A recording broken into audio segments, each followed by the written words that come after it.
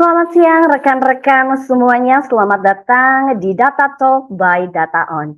Apa kabar rekan-rekan? Semoga selalu dalam keadaan sehat. Salam kenal, perkenalkan saya Hairul Uma, senang sekali saya bisa kembali bertemu Bapak Ibu semua dalam keadaan online ini di acara webinar kita.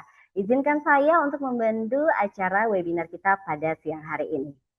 Dan tema kita Bapak Ibu sekalian dalam acara Data Talk by Data On di bulan Desember ini adalah From MPP to Strategic Workforce Planning, Building a Future Ready Workforce for 2026 and Beyond. Selama kurang lebih 2 jam Bapak Ibu sekalian, Data Talk by Data On akan dibawakan oleh dua narasumber kita yang sudah hadir di Zoom ini. Yang pertama ada Bapak Dharma Syahputra selaku Executive Director GNIK dan Co-founder and Partner dari Rakamin. Setelahnya nanti dilanjutkan oleh Bapak Erwin Darmawan selaku Pre-Sales dari Data On. Setelah kedua sesi pembicara ini selesai, Bapak Ibu, kita akan masuk ke sesi tanya jawab. Bagi Bapak Ibu yang ingin bertanya, kami persilahkan untuk menuliskan pada kolom Q&A yang tersedia. Nantinya saya akan bantu memilihkan dan menyampaikan pertanyaan-pertanyaan tersebut kepada narasumber kita. Dan mohon kembali kami ingatkan Bapak Ibu di setiap webinar Data Talk by Data On untuk pertanyaan yang masuk mohon disertakan nama Bapak Ibu sekalian dan nama perusahaan dan ditujukan kepada siapa pertanyaan tersebut. Mengingat kita memiliki dua narasumber pada hari ini. Dan setelah itu saya akan melontarkan pertanyaan kepada narasumber agar diskusi dapat berjalan lebih terarah. Dan juga nantinya kami akan tampilkan barcode feedback form Bapak Ibu yang wajib harus diisi oleh Bapak Ibu sekalian karena pengisian feedback form ini sebagai syarat diberikannya materi webinar dan juga e-certificate. Dan pengisian feedback form ini sebagai daftar absensi keikutsertaan Data Talk by Data On. Jangan lupa Bapak Ibu untuk follow sosial media dari Data On yang tertera di layar Bapak Ibu sekalian untuk mengetahui informasi-informasi terupdate seputar dunia HR dan juga tentunya upcoming event yang diselenggarakan oleh Data On. Bagi Bapak Ibu yang aktif di sosial media, tidak ada salahnya Bapak Ibu jika post atau story keseruan acara kita pada hari ini, Bapak Ibu bisa share atau screen capture acara webinar kita hari ini di handphone maupun di laptop Bapak Ibu semua. Dan jangan lupa untuk posting di sosial media Bapak Ibu dengan caption yang menarik dan juga tag sosial media dari Data On. Pada sesi terakhir Bapak Ibu sekalian, kami memiliki Kahoot Quiz dengan total hadiah senilai Rp1.000.000 untuk 5 orang pemenang dengan peraturan Bapak Ibu wajib menggunakan nama sesuai dengan registrasi awal agar memudahkan tim Data On untuk mengecek data Bapak Ibu sekalian. Dan Bapak Ibu juga harus mengisi feedback form nantinya yang akan kami tampilkan barcode-nya. Jika tidak mengisi feedback form Bapak Ibu mohon maaf tidak akan kami berikan sertifikat materi webinar hari ini dan juga akan kami gugurkan di Kahoot Quiz ini dan akan kami pilih di pemenang selanjutnya. Sehingga pengisian feedback form menjadi sangat amat penting ya Bapak Ibu. Dan kami informasikan juga bahwa pemenang Kahoot Quiz ini akan mendapatkan hadiah untuk pemenang pertama senilai Rp350.000. Pemenang kedua mendapatkan Rp300.000, pemenang ketiga mendapatkan Rp200.000, pemenang keempat mendapatkan Rp100.000 dan pemenang kelima Rp50.000. Dan ada catatan penting Bapak Ibu sekalian, bagi Bapak Ibu yang sudah terus-menerus mengikuti Kahoot Quiz dari Data On dan selalu menang selama 3 kali berturut-turut, mohon maaf akan kami gugurkan dan kami pilih pemenang selanjutnya. Ini merupakan regulasi baru dari Data Talk by Data On. Dan untuk pengiriman hadiah, Bapak Ibu mohon untuk konfirmasi nomor Bapak Ibu sebuah ke nomor WhatsApp marketing kami yang nantinya akan kami kirimkan juga di kolom chat. Dan untuk rilis dari hadiah Kahoot Quiz ini akan kami proses kurang lebih 5-7 hari kerja dari hari ini. Dan Bapak Ibu sekalian, sebelum kita masuk ke materi presentasi hari ini, mungkin ada sebagian dari Bapak Ibu di sini yang belum familiar dengan Data On. Solusi bisnis apa yang ditawarkan oleh Data On? Oleh karena itu, izinkan saya untuk memberikan sedikit informasi mengenai Data On dan produk kami, yaitu Sunfish HR.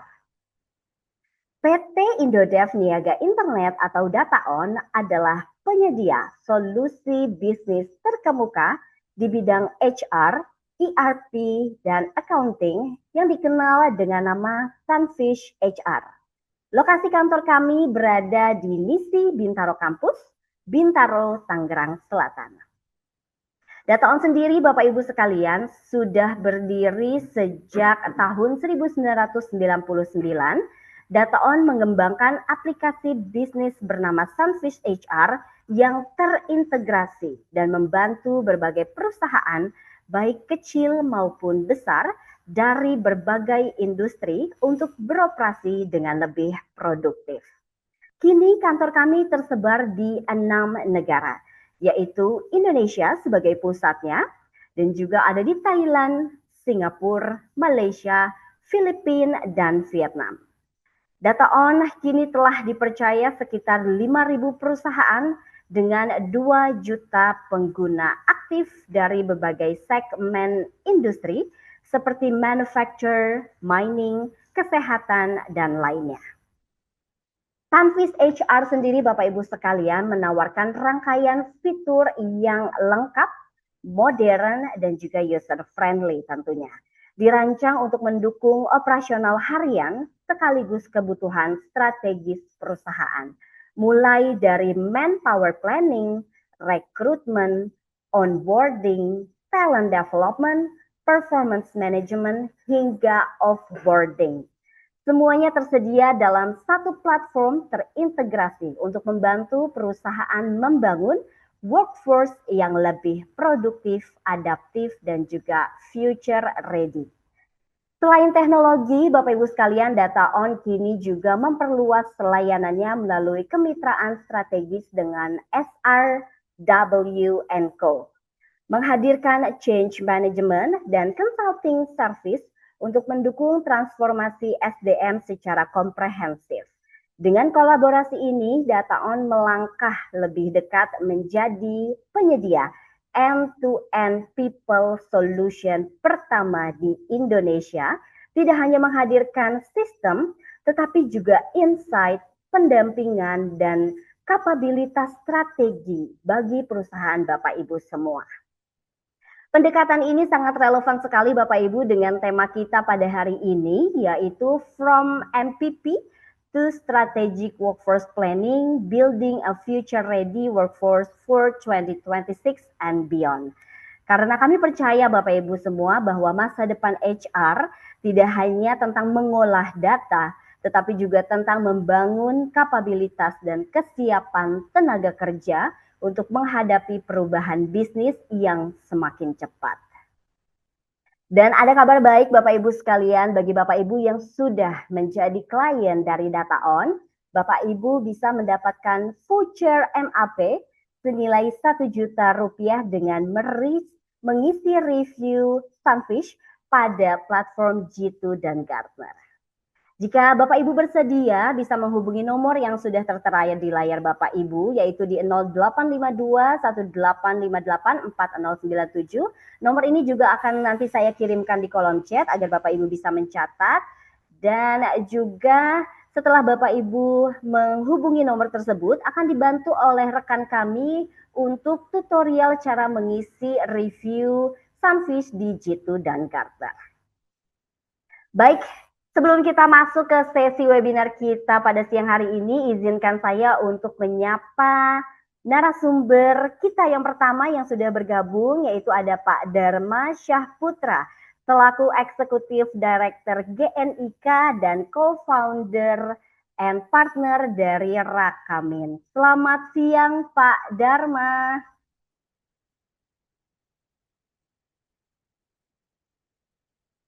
Halo Pak Dharma, bisa mendengar suara saya?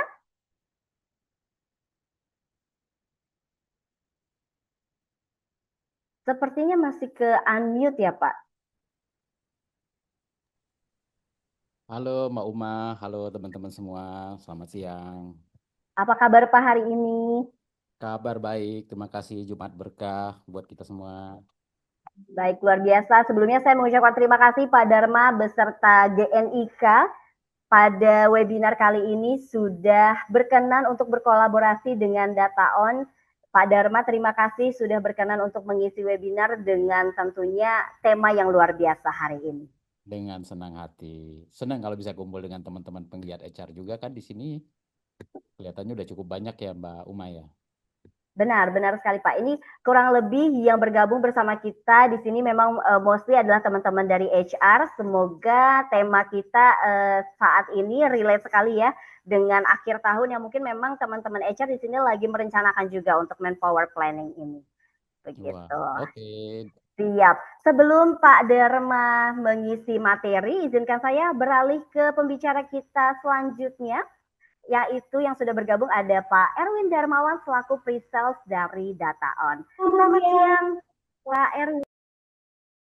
Selamat siang, Bama dan rekan-rekan semuanya.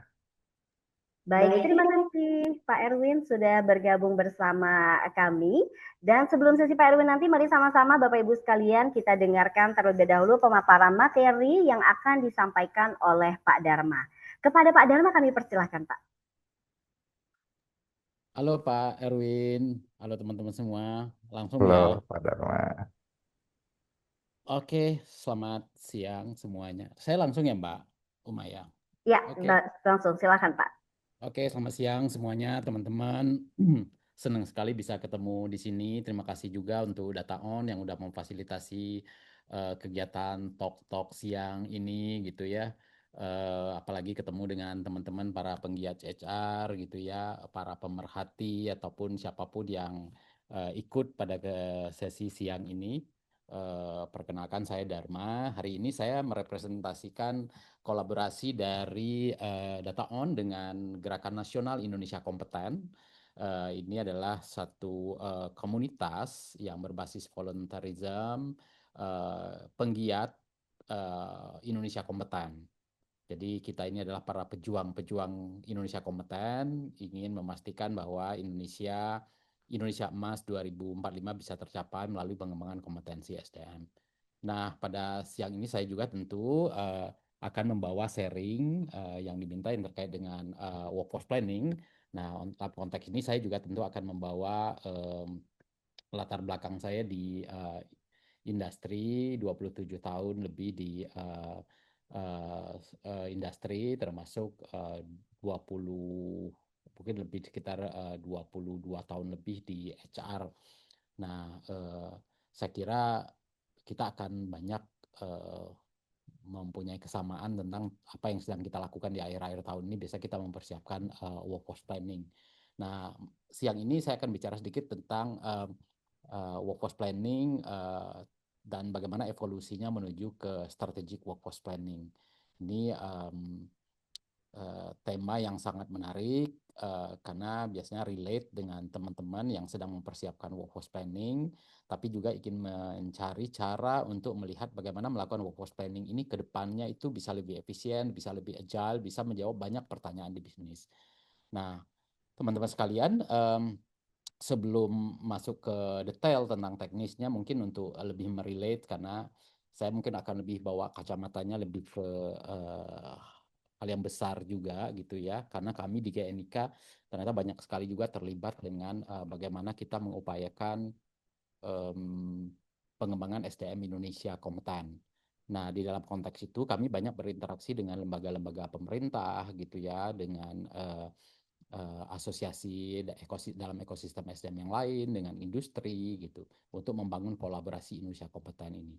Dan menariknya beberapa waktu yang lalu kami juga diundang oleh salah satu lembaga negara yang memang tugasnya adalah merencanakan workforce planning juga dalam konteks workforce planning untuk ASN gitu ya, uh, uh, sipil aparatur sipil negara. Dan pertanyaannya sama gitu ya, diskusi kami tersebut adalah bagaimana sih kita melihat postur dari aparatur sipil negara ke depan. Berapa sih jumlah yang idealnya dan bagaimana kita bisa menjawab strategik sebenarnya kebutuhan kita. Nah, pertanyaan itu kan lebih kurang sama seperti pertanyaan kita yang ada di korporasi. Di negara juga demikian, teman-teman sekalian. Negara juga punya visi, punya aspirasi, sama seperti juga korporasi. Di dalam negara kita tahu kita punya visi yang sangat luar biasa untuk menjadi negara Nusantara yang berdaulat, maju, dan berkelanjutan. Nah, salah satu pilar penting di dalam aspirasi tersebut adalah bagaimana daya saing Indonesia bisa ditingkatkan. Nah, ini adalah strategic aspiration dari sebuah negara gitu. Nah, bayangkan juga dalam konteks yang lebih kecil, saya yakin teman-teman juga dapat mandat dari bisnis tentang aspirasi, visi, dan misi dari korporasinya masing-masing, dari organisasinya masing-masing buat teman-teman yang berada di dalam organisasi gitu. Um, Bagaimana sih meningkatkan, memastikan bahwa visi itu bisa tercapai. Nah, pilar SDM adalah satu pilar penting di dalam bagaimana untuk mencapai visi tersebut, sama seperti di negara. Namun, kalau kita biasanya kita melihat untuk konteks punya visi satu hal gitu ya, punya uh, aspirasi satu hal yang penting gitu, satu hal yang tentu wajib dilakukan di perusahaan. Tetapi kadang-kadang kita lupa bahwa visi itu harus ada yang eksekusi, harus ada yang melaksanakan. Nah, di sinilah kemudian kita melihat bahwa visi dan kapabilitas untuk memastikan bahwa visi itu bisa dieksekusi itu merupakan satu hal yang penting. Nah, untuk melihat apakah itu efektif atau tidak, biasanya kita punya banyak measurement gitu, ukuran-ukuran untuk melihat apakah sebenarnya SDM kita ini sudah punya kapabilitas yang cukup tidak untuk mengeksekusi aspirasi atau strategi bisnis kita? Itu pertanyaannya. Dalam konteks negara, kita tahu ada ukuran-ukuran seperti Human Capital Index, kita bisa melihat bagaimana posisi tadi dengan aspirasi Indonesia menjadi membangun daya saing SDM yang kompeten, ternyata tidak mudah gitu. Karena bisa punya visibility terhadap arah atau strategi yang uh, punya sangat visionary ke depan itu bagus, tetapi apakah diiringi dengan kapabilitas orangnya gitu. Nah, kalau kita dilihat dari Human Capital Index Indonesia dibandingkan negara-negara lain bahkan di negara-negara terdekat kita memang masih belum pada posisi yang ideal begitu. Nah, begitu juga di Global Competitiveness Index akhirnya kalau di Human Capital Index barangkali lebih melihat aspek kemanusiaannya dari aspek pendidikan, dari aspek kesehatan. Kalau Global Competitiveness Index lebih melihat aspek-aspek yang indikator yang lebih luas gitu tentang misalnya bagaimana adopsi terhadap teknologi, bagaimana soft skill, employee well-being gitu. Jadi lebih melihat hal-hal lebih spesifik. Nah, kita banyak mendapatkan melakukan improvement. Ini improvement yang luar biasa bisa naik dari ranking 89 improve ke 75 gitu. Satu hal yang luar biasa. Tetapi kalau kita lihat konteks yang lebih besar, kita juga masih banyak tertinggal. Apalagi kalau kita bandingkan tadi tidak hanya terhadap peers, terhadap negara lain, tetapi juga terhadap aspirasi yang ingin kita capai. Nah, apakah dengan berada pada peringkat ke-75 ataupun kita punya HCI, Human Capital Index 0,54, bisa memastikan kita bisa mencapai aspirasi tersebut. Nah, ini konteks yang kami juga pikirkan gitu dan kita pada konteks organisasi yang lebih kecil juga melakukan tersebut. Nah, teman-teman sekalian ditambah lagi bahwa ternyata challenge itu bukan cuma soal bagaimana rankingnya, tetapi tentu kita melihat potensinya. Nah, kita beruntung bahwa Indonesia punya kesempatan yang luar biasa di mana kita berada di dalam 10 sampai 15 tahun ke depan ini akan menikmati yang namanya bonus demografi kan begitu. Tetapi pertanyaannya teman-teman kan yang berada di industri juga ternyata masih mengalami kendala untuk mendapatkan talenta yang yang memang berkualitas begitu. Upaya untuk melakukan rekrutasi ternyata nggak gampang untuk mendapatkan talent yang match up meskipun kandidatnya banyak. Di satu sisi buat pencari kerja ternyata tingkat pengangguran juga masih tinggi. Cari kerja sekarang susah gitu. Nah, berarti kan ada sesuatu yang aneh nih gitu bahwa kita punya bonus demografi, tapi satu sisi cari talent susah, kemudian juga pengangguran tinggi. Nah, apa yang terjadi? Ini yang disebut dengan talent paradox gitu. Nah, ditambah lagi kalau aspirasi kita untuk membangun industri yang tidak hanya berbasis pada comparative advantage, tetapi juga membangun industri yang lebih bernilai tambah, hilirisasi di industri. Nah, ini kan butuh skill yang lebih baik lagi. Tapi problemnya adalah ternyata dari bonus demografi kita, ternyata 80-an% lebih pencari kerja kita masih berada tingkat pendidikan menengah, sekolah menengah, dengan skill yang masih belum bisa memenuhi harapan dari yang diminta oleh industri. Nah, ini paradok yang kita hadapi. Teman-teman concern yang sama, terus terang ini yang kemudian melahirkan saya dan teman-teman melahirkan Rakamin waktu itu. Kami melihat ada gap yang besar, salah satunya adalah di talenta digital Indonesia. Rakamin waktu itu kami didirikan karena kami melihat ada nggak sih upaya kita lakukan bisa untuk mendevelop talenta digital Indonesia, melakukan melalui usaha kecil saja, melalui Rakamin Academy. Waktu itu kami banyak melakukan upskilling di dalam talenta digital untuk memastikan ada penambahan skill di pencari kerja sehingga dan mempunyai portofolio sehingga nanti bisa bersaing lebih baik di dalam untuk mengakses kesempatan yang ada di industri.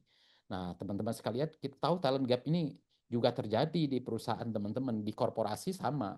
Seperti kami juga melihat bahwa potensi, saya pernah berada di industri telco, pernah berada di industri farmasi gitu. Sama di industri telco waktu itu kami juga melihat bahwa potensi untuk bahwa kita butuh banyak talenta digital gitu. Tapi problemnya supply-nya ternyata tidak banyak. Kalaupun ada, ternyata mahal gitu karena punya skill yang spesifik. Di industri farmasi juga demikian gitu. Uh, Industri-industri kesehatan gitu. Kita tidak hanya butuh pendidikan tapi skill, mindset, soft skill gitu, dan kemudian bisnis kan juga bergerak gitu. Kita tidak hanya butuh orang yang bisa meracik obat, tapi bagaimana kemudian bisa menjual obat dengan pendekatan yang modern. Nah, teman-teman sekalian, ini yang kita hadapi sama di Indonesia. Negara lain menghadapinya dan bisa memanfaatkannya dengan baik. Kita melihat beberapa negara seperti Jepang, Vietnam, gitu, Singapura, Korea, gitu ya. Ternyata negara bisa jadi negara maju karena mereka pernah mengalami seperti yang kita alami, punya bonus talenta yang luar biasa, dan mereka kemudian bisa memanfaatkan dengan baik dengan melalui pengembangan industrinya.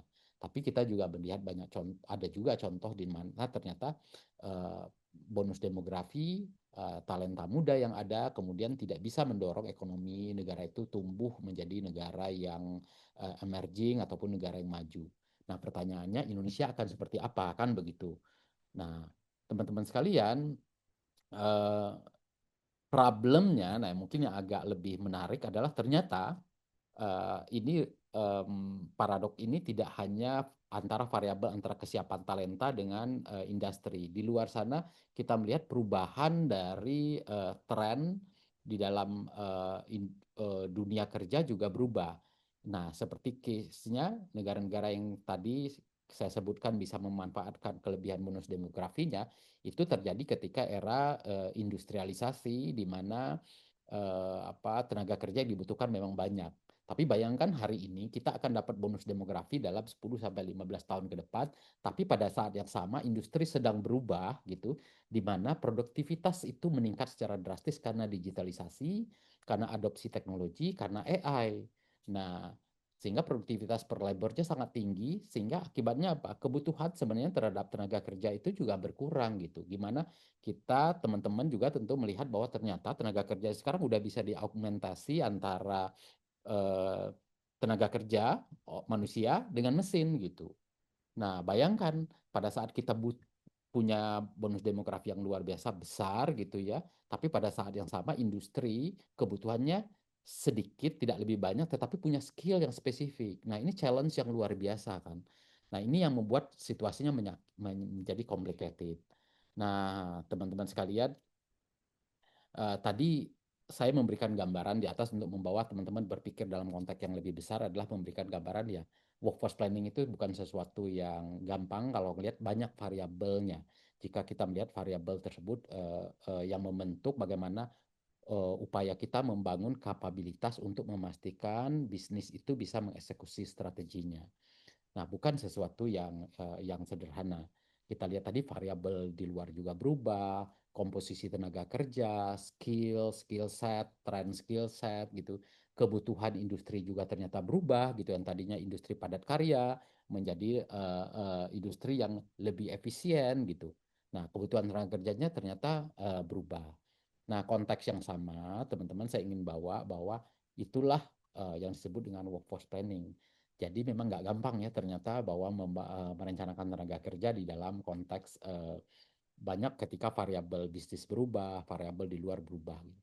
Nah, sekarang kita akan masuk cerita tentang apa tentang workforce planning. Apa sih sebenarnya? Kenapa sih kita perlu workforce planning? Tadi saya sudah memberikan contoh lebih banyak bahwa sebenarnya kalau kita lihat workforce planning itu kita coba kembalikan ke esensinya. Apakah workforce planning yang kita rencanakan selama ini sebenarnya lebih melihat kebutuhan kita ini orangnya ada nggak? Ketika manajemen membutuhkan ini orangnya tersedia tidak gitu. Atau sebenarnya dalam konteks yang lebih strategik kita melihat bagaimana orang yang ada itu bisa membawa daya saing yang lebih baik dan kapabilitas untuk memastikan industri kita bisa tumbuh dan eksekusi bisnis kita bisa mengeksekusi strateginya dengan baik. Mengidentifikasi siapa yang bisa membawa kapabilitas yang kita inginkan memastikan kita lebih kompetitif di industri. Nah, kadang punya siapanya juga tentu belum tentu ada di dalam. Kadang-kadang kita harus mencarinya di luar gitu. Workforce planning juga melihat visibility bahwa pemenuhan kapabilitas itu juga tidak semata-mata dipenuhi dari bawah. Kadang gap itu tidak hanya dipenuhi dari dalam, tetapi juga dari luar. Sehingga workforce planning juga akan bersentuhan dengan berapa banyak sih kompetensinya mungkin tidak bisa disuplai dari dalam. Tapi bagaimana kompetensi itu atau kapabilitas yang dibentuknya itu bisa harus diambil dari luar. Nah, tadi saya cerita tentang ketika saya di industri telco, di luar masalahnya talentnya belum ada karena yang kita butuhkan waktu itu digital talent. Kalau kita kembangkan butuh waktu gitu. Berapa banyak seketika bisnis itu butuhnya hari ini. Nah, ini kan trade off yang akan kita selalu hadapi ketika kita merencanakan tenaga kerja. Bahkan ketika tenaga kerjanya ada, apakah skillnya sudah match dengan kebutuhan kita. Ketika kita punya banyak orang di dalam, tapi problemnya adalah apakah profesiensi dari kompetensinya sudah cukup. Jenis kompetensinya juga yang sekarang berubah sudah cukup untuk memenuhi kebutuhan kita. Bahkan kalau orangnya ada, kemudian kompetensinya ada, satu hal yang kritikal lagi adalah bagaimana kita mendeploynya gitu. Apakah orang-orang yang punya talenta tersebut memang kita tempatkan kepada tempat, posisi yang memang tepat pada posisinya sehingga bisa memberikan impact. Bagaimana kita mendeploy talent itu pada posisi-posisi kritikal di perusahaan kita, di dalam organisasi kita sehingga benar-benar bisa memberikan impact. Nah, aspek-aspek inilah yang membuat kenapa workforce planning ini harus lebih strategik sifatnya gitu. Tidak hanya siapa aja, tetapi dari mana kita mendapatkannya, kemudian apakah skillnya cukup, kompetensi yang cukup, dan kemudian apakah dia ditempatkan di tempat yang cukup. Ini tugas HR pada hari ini. Nah, HR menyadari hal ini dan kita adalah penjaga dan untuk memastikan bahwa ini bisa terpenuhi. Nah, teman-teman sekalian, ini untuk memberikan konteks bahwa apa sih yang kita lakukan di workforce planning dan kenapa workforce planning itu perlu dilihat dalam perspektif yang lebih strategik.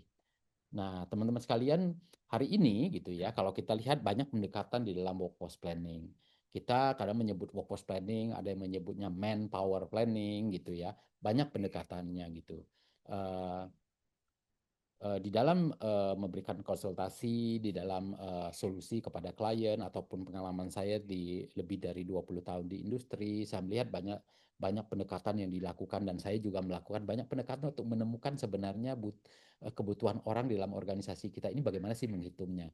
Ada yang menggunakan misalnya yang paling sederhana adalah dengan melihat dari workload analysis gitu ya, dengan melihat workload analysis nanti dilihat kebutuhannya mana posisi-posisi yang memang workloadnya sudah terlalu besar atau overload sehingga perlu ditambah orangnya gitu sehingga kita langsung bisa direct melihat bahwa oh kebutuhannya demikian atau melihat gap-gap tertentu misalnya gapnya oh ternyata level komposisi dari level staff, manager, kemudian kepala division head, ternyata shape-nya kok nggak bagus ya gitu. Kadang-kadang dari situ saja memberikan sense sebenarnya di mana kebutuhan kita lakukan. Ya itu oke, kita lakukan seperti itu gitu. Saya juga pernah melakukan hal-hal seperti ini dan itulah manpower planning gitu. Dan atau kita menggunakan benchmark melihat productivity bagaimana posisi organisasi kita dibandingkan dengan peers kita, apalagi peers di dalam industri yang sama. Dari situ kita bisa melihat bahwa oh sebenarnya supaya kita bisa match dengan best practice di industri gitu ya, pada industri di mana organisasi yang memang menunjukkan kelasnya lebih baik dibanding kita, kemudian dari situ gapnya di mana, maka kebutuhan workforce itu bisa dilihat gapnya gitu, apakah kita terlalu banyak atau justru kita kurang gitu, atau kurang produktif justru gitu, orangnya banyak, orangnya udah cukup tapi mungkin kurang produktif. Nah, gap itu juga bisa menjadi referensi terhadap manpower planning. Tidak ada yang salah dengan demikian. Saya melihat bahwa banyak pendekatan yang dilakukan, tapi basisnya pendekatan ini biasanya memang didrive oleh kebutuhan yang sifatnya immediate atau segera, bahwa orangnya harus ada, dan biasanya sifatnya tahunan, jangka pendek. Seperti tadi, begitu ini pekerjaan overload, kita hire orang sehingga yang tadi overload menjadi tidak overload lagi gitu, jadi normal, back to normal, atau malah underload gitu. Karena pekerjaannya dibagi dua gitu, sehingga bisa dimuati dengan pekerjaan lain. Uh, itu tepat, tetapi sifatnya jangka pendek. Nah, basic forecasting seperti ini banyak kita lakukan dan umumnya kita lakukan di dalam manpower planning. Ini juga ada part of a workforce planning.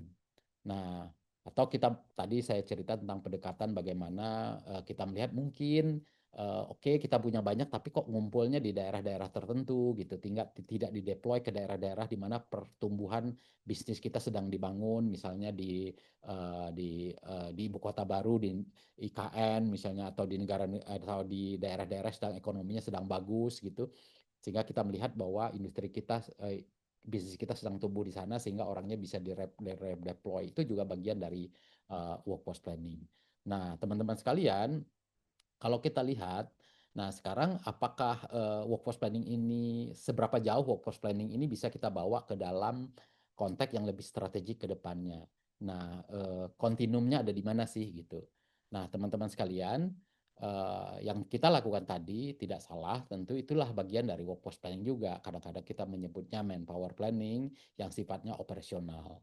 Nah, itu ada di kontinum sebelah kiri, di mana planningnya basisnya biasanya adalah tahunan, jangka pendek, untuk kebutuhan sifatnya segera. Forecastingnya juga menggunakan pendekatan-pendekatan yang lebih sederhana, berbasis biasanya dilihat juga lebih ke jumlah orangnya, karena itu yang paling gampang terpotret. Kita mungkin ingin melihat aspek yang lebih jauh, tapi mungkin kita tidak cukup data untuk mengatakan, oh saya butuh seorang dengan skill ABC gitu. Tapi masalahnya yang sekarang ini punya skill apa aja? Padahal kita sendiri belum men-tagging ke orang-orang kita dengan skill-skill ini yang kita punya sekarang ini, kelompok-kelompok skillnya mana aja gitu. Nah, kadang-kadang terjadi seperti itu. Dan biasanya terbatas dan strategic alignment-nya tidak panjang dan tidak inline dengan dinamika yang cepat dari kebutuhan bisnis. Nah, di level berikutnya kita bisa membawa ke dalam konteks yang lebih strategik, lebih terstruktur, lebih align dengan kebutuhan bisnis. Dan biasanya karena perubahan bisnis juga, visibility bisnis kan lebih jangka panjang, bisa 3 sampai 5 tahun. Kemudian lebih punya skenario gitu. Katakanlah bisnis dalam 3 tahun ke depan akan masuk ke dalam area-area pertumbuhan yang baru gitu. Nah, dari sini kan kita juga tidak hanya cukup melihat bahwa posisi kosong harus diisi, tetapi melihat bagaimana talenta kita bisa dikembangkan.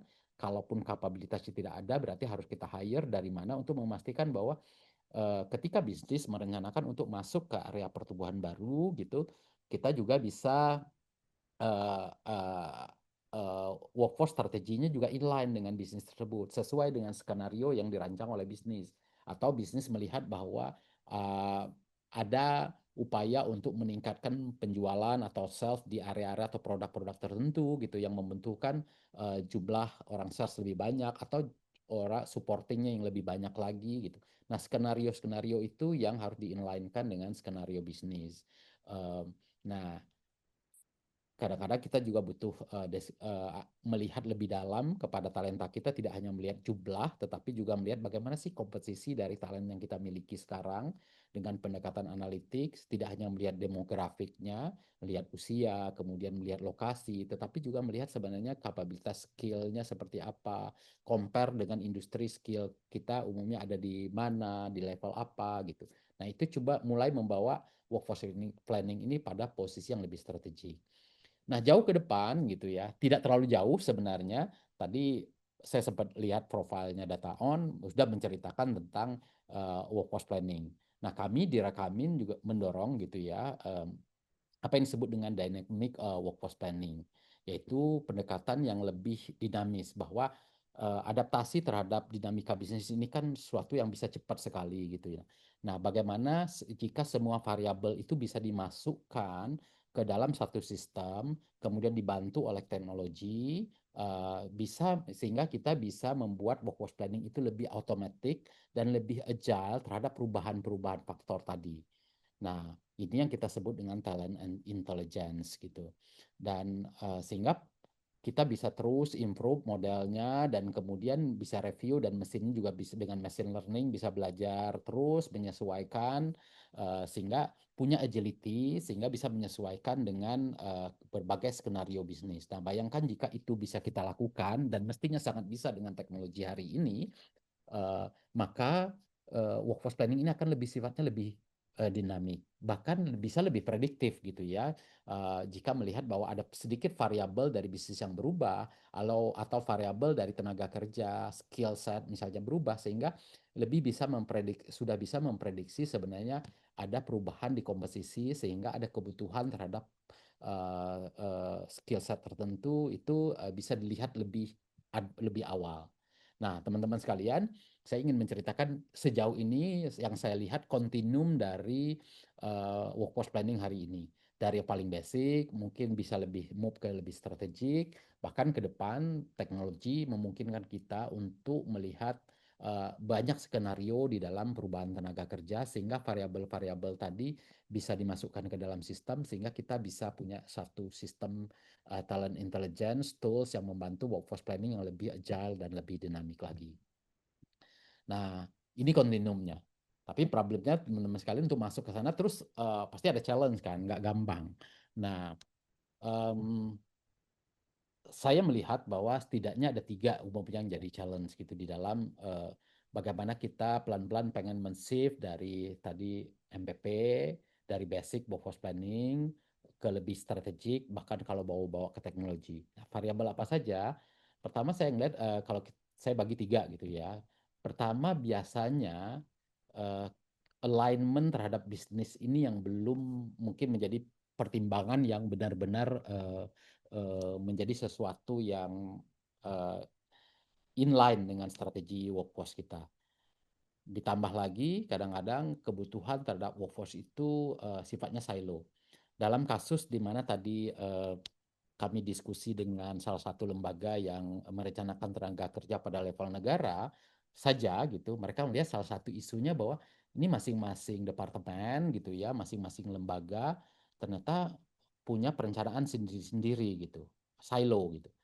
Nah, mereka bisa menjawab kebutuhan masing-masing, tapi kalau kita integrasikan dalam konteks output yang lebih besar, katakanlah competitiveness negara, kemudian maintain skill-skill atau kompetitif di area tertentu karena negara punya strategi hilirisasi di daerah tertentu, atau ingin membangun skill set yang sesuai dengan strategi negara, misalnya ingin membangun talenta-talenta kreatif gitu dalam output yang lebih besar, ini yang silo-silo tadi nggak bisa menjawab karena mereka hanya menjawab bagian-bagian tersendiri. Sama seperti di organisasi kita, umumnya misalnya orang sales punya sendiri, HR punya sendiri, workforce planningnya gitu ya. Sesuai dengan rasio-rasio yang mereka lihat untuk bisnisnya. Tapi problemnya, bisnis punya strategi yang kemudian tidak bisa dijawab sepenuhnya oleh masing-masing tadi, karena sudah cross biasanya. Nah, bagaimana bisa melihat strategi ini dan kemudian menyatukan strategi yang sifatnya masing-masing atau silo tadi, itulah hal yang penting. Biasanya challenge-nya dimulai dari sana. Biasanya kita melihat sederhana masing-masing, kemudian melihat dari yang sebelumnya paling sederhana kan kita lihat tahun lalu SDM kita tumbuh 3-5%, kita lihat di luar sekarang trennya ya tumbuh 5-8% ya, kita mungkin tumbuh, lihat bisnis kita juga oke 5%. Jadi kita lihat dari backward, tidak melihat sebenarnya kebutuhan kita ke depan sebenarnya realnya apa. That's isu pertama. Isu kedua adalah umumnya kita masih terlalu fokus untuk melihat workforce planning ini adalah headcount gitu. Yaitu meskipun angkanya tentu representnya itu udah jumlah orang, tetapi visibility kita yang kita lagi cari ini bukan pemenuhan jumlah orangnya, tetapi bagaimana kita melihat orang ini membawa kapabilitas yang memang diperlukan oleh organisasi untuk memastikan bahwa strateginya bisa dieksekusi. Jadi karena kapabilitas inilah yang sebenarnya bisa membawa value terhadap bisnis. Nah, teman-teman sekalian, dalam satu sesi gitu ya, kami bersama konsultan di perusahaan saya yang lama gitu ya menyusun rencana strategi bisnis 5 tahun ke depan. Gitu. Dan luar biasa kita melihat dibantu oleh konsultan bisnis untuk melihat bahwa ternyata industri kita ini opportunity-nya luar biasa loh gitu. Ternyata bahwa size bisnis kita sekarang dibandingkan dengan opportunity yang ada ini masih jauh banget. Artinya ini luar biasa, ini bisnis yang bagus gitu. Nah, problemnya adalah kita semua merasa excited dengan itu gitu ya. Wah, luar biasa gitu. Tapi kita lupa bahwa kesempatan bisnis opportunity di luar sana selalu ada. Dan kita beruntung ketika berada pada industri yang memang industrinya lagi growth gitu. Opportunity selalu lewat, sama dengan kita setiap hari kan opportunity selalu lewat, tapi problemnya adalah bagaimana kemudian opportunity itu bisa kita eksekusi, bisa kita jalankan. Sebenarnya dalam strategi problem terbesarnya menurut saya gap-nya adalah di sana, bukan kemampuan kita memvisibility and vision terhadap itu saja, opportunity saja gitu. Nah, karena kadang kita tidak benar-benar bisa menerjemahkan karena ada pemisahan antara oke, bisnis melihat seperti ini. Oke, berikutnya kalau bisnis sudah setuju, kita bayar konsultan bisnisnya gitu, next-nya balik ke HR lagi gitu. HR melihat oke, bisnis jalan, ternyata kok jalan as usual aja ya. Kan kita udah lihat bisnisnya luar biasa opportunity, tapi yang dilakukan hari-hari sama aja gitu. Karena nggak ada perubahan, karena tidak ada skill yang berubah, tidak ada kapabilitas yang diubah seketika gitu. Sehingga ketika eksekusi ya meskipun kita punya rencana yang bagus, tetapi eksekusinya tetap sama saja. Maka memastikan kapabilitas itu sejalan dengan apa yang di inline dengan apa yang dibutuhkan bisnis itu satu hal yang juga menjadi challenge yang luar biasa. Nah, terakhir ketika kita hal yang lain ketika ketemukan dalam beberapa diskusi untuk melihat opportunity, bisa nggak sih workforce planning ini kalau dikerjakan manual kan susah ya. Karena kalau mau strategik tapi manual kita kerjakan, bayangkan gitu kita harus merencanakan 3-6 bulan untuk menyiapkan workforce planning. Sementara kita mulai kepikiran workforce planning mungkin sekitar bulan Oktober, November, 3 bulan harus jawab akhir Desember mestinya udah keluar 1 Januari mestinya sudah ditetapkan tahun depan dan sampai 3 tahun ke depan kita akan meng-hire berapa banyak gitu, melakukan training berapa banyak gitu. Nah, kalau manual susah gitu kan. Tapi ingin membuat ini jadi satu sistem yang intelijen ternyata juga problem, yaitu apakah kita punya data yang cukup untuk memastikan bahwa tadi bahwa sistem ini benar-benar bisa jadi intelijen. Mungkin datanya ada, datanya masih fragmented, prosesnya masih manual sehingga datanya nggak terkolek dan sebagainya. Jadi ini beberapa gap yang kami lihat di dalam membantu klien ataupun dalam konteks saya di dalam melakukan proses-proses workforce planning. Saya hopefully ini juga relate dengan yang teman-teman hadapi sehari-hari, terutama di dalam merencanakan workforce planning gitu. Ternyata ingin strategik juga nggak gampang, ingin masuk ke digital ternyata nggak gampang. Teknologi di luar ada, tetapi teknologi just teknologi. Tapi kembali lagi kan workforce planning itu soal bagaimana kita menganalisis workforce kita hari ini, kebutuhan kita ke depan, dan itu kembali kepada kita. Kalau kita tidak punya datanya, terus ya apanya yang mau didigitalisasi kan problemnya begitu. Nah, teman-teman, ini beberapa challenge yang biasanya dihadapi. Nah, saya akan masuk sedikit untuk memberikan gambaran workforce planning secara umum dalam konteks yang lebih luas dibandingkan yang bagian pertama tadi, yang MPP, yang basic-basic ya. Saya kira teman-teman udah paham, saya hanya pengen merimain saja bahwa sebenarnya kan nggak jauh-jauh bahwa ketika kita bicara workforce planning, kita bicara tentang antara demand dan supply gap gitu. Nah, problemnya sebenarnya bukan sederhana demand dan supply gap saja, tetapi adalah bagaimana kita melihat demand dan mentranslasikan demand itu dari bisnis. Kemudian bagaimana supply, bagaimana kita melakukan analytics terhadap talent kita.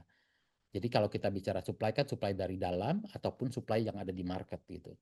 Nah, ini yang dilakukan. Kelihatannya simpel, tetapi eh, prosesnya butuh visibility dan kemampuan yang mungkin membuat kita butuh pemahaman yang baik terhadap bisnis, pemahaman dan analitik yang bagus terhadap talenta kita.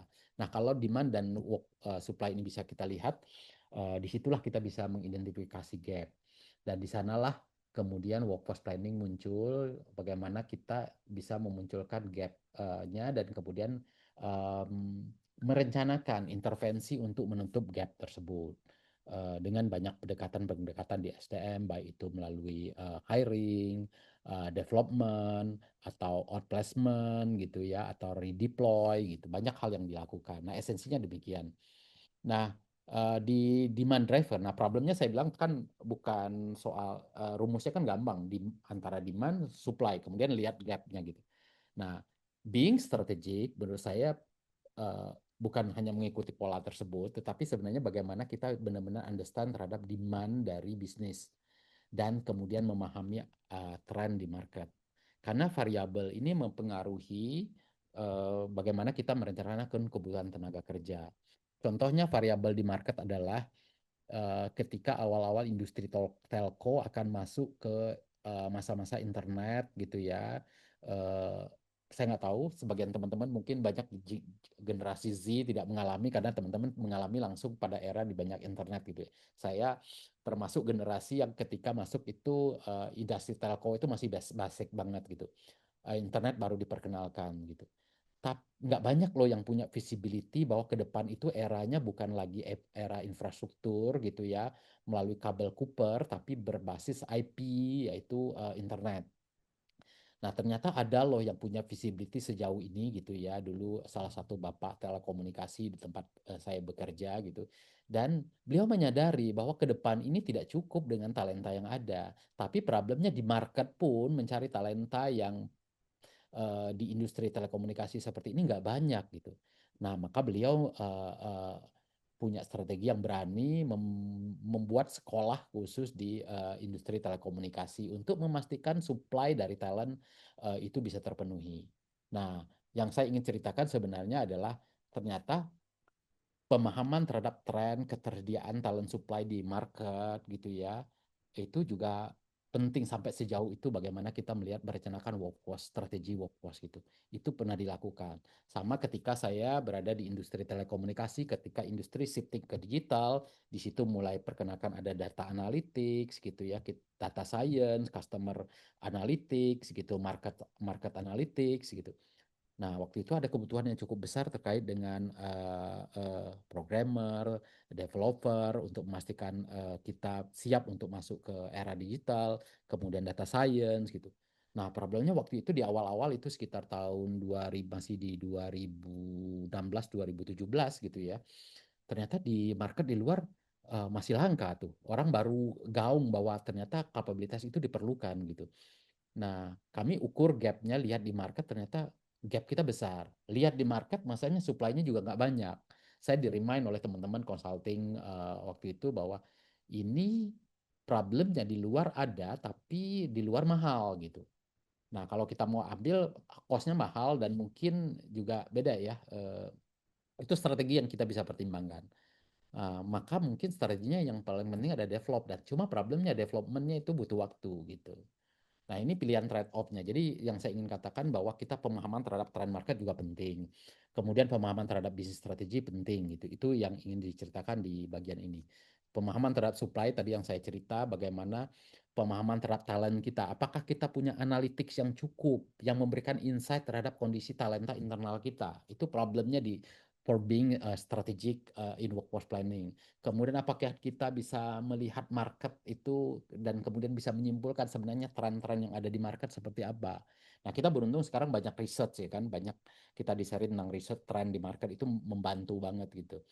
Nah, tapi di internal problemnya kita punya visibility terhadap talent kita seperti apa. Kalau kita cuma lihat headcount, demografik, mungkin nggak telling apa-apa gitu. Nggak telling tentang bagaimana kemudian itu bisa menjawab kebutuhan bisnis kita. Apakah kapabilitas ini dengan demografik, kita membaca demografik tadi bisa menjawab bahwa kapabilitas bahwa bisnis ini bisa dieksekusi dengan kapabilitas yang ada gitu. Berarti kan kita harus merencanakan apakah dalam 5 tahun ke depan saya punya berapa banyak sih orang-orang yang jago di supply chain gitu, berapa banyak yang jago di digital atau di data science gitu. Nah, hal ini yang for being strategic itu how do you understand your workforce dan punya insight terhadap workforce-nya sehingga bisa merencanakan lebih baik lagi.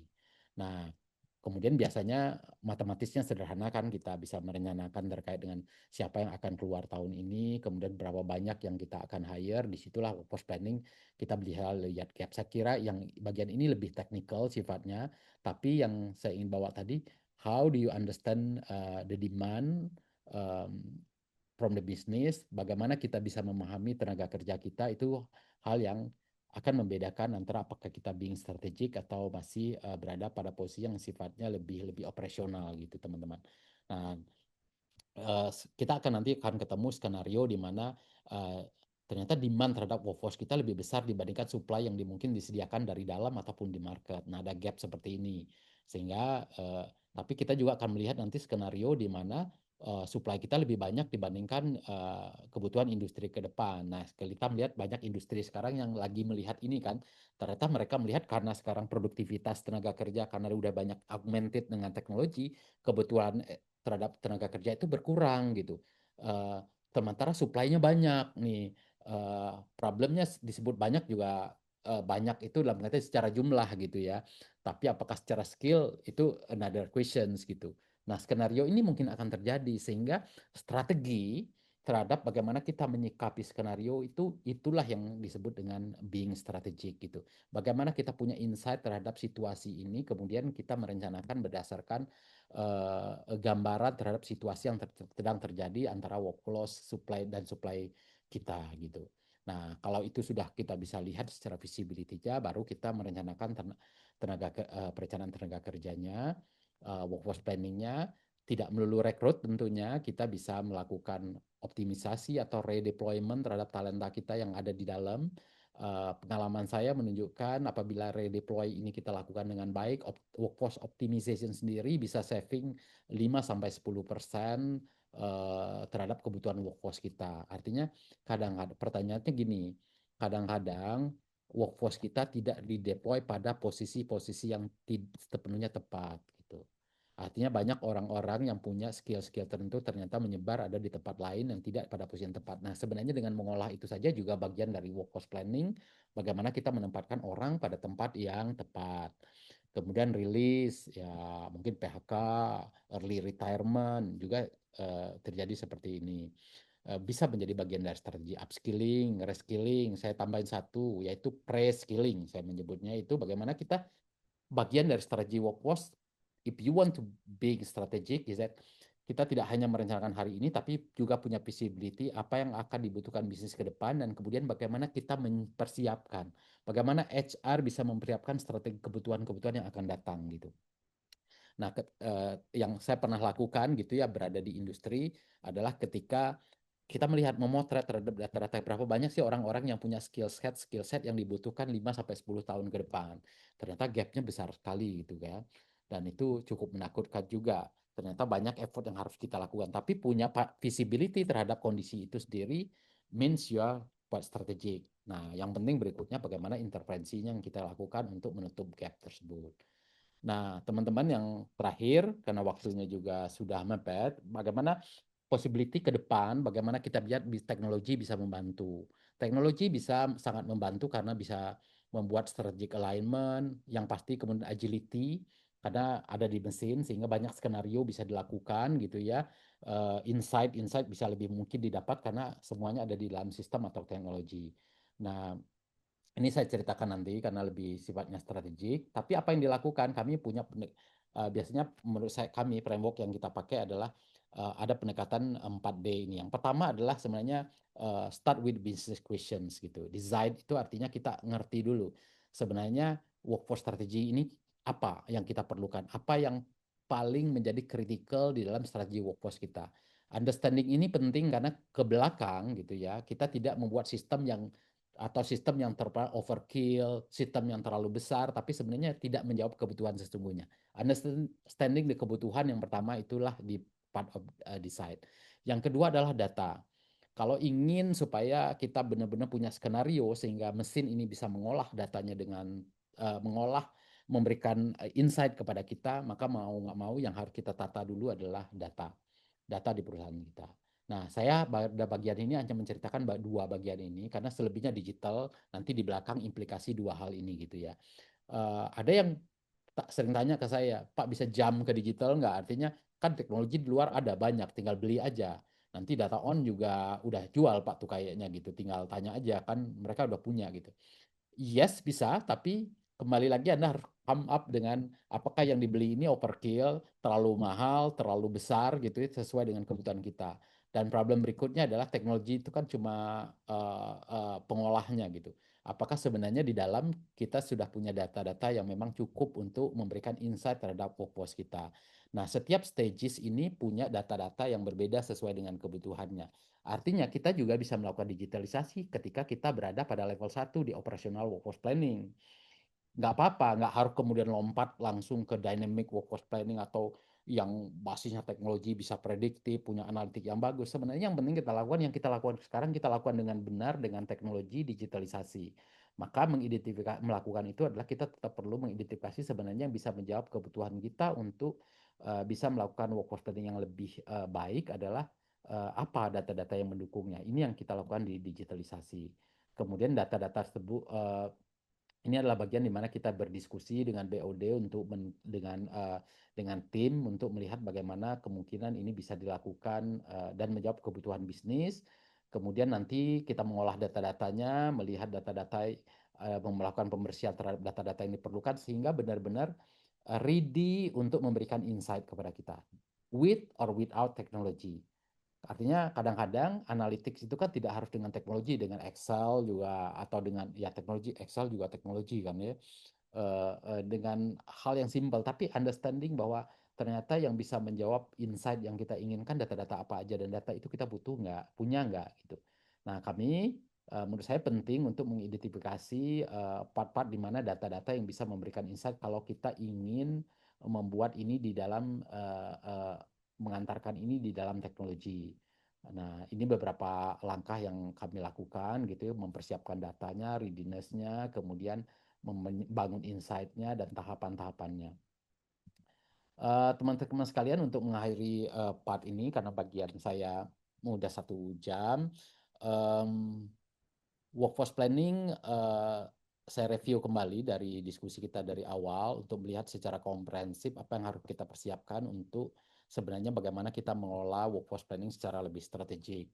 Pertama, tentu align to business. Ini yang paling penting. Bagaimana kita melink bahwa kita ini sebagai HR mempersiapkan kapabilitas yang dibutuhkan oleh bisnis untuk mengeksekusi strateginya melalui orang, melalui workforce, melalui talent, melalui leadership, melalui organisasi, dan melalui culture, how to work-nya. Dalam konteks ini kita lagi bicara workforce planning berarti lebih banyak ke orang.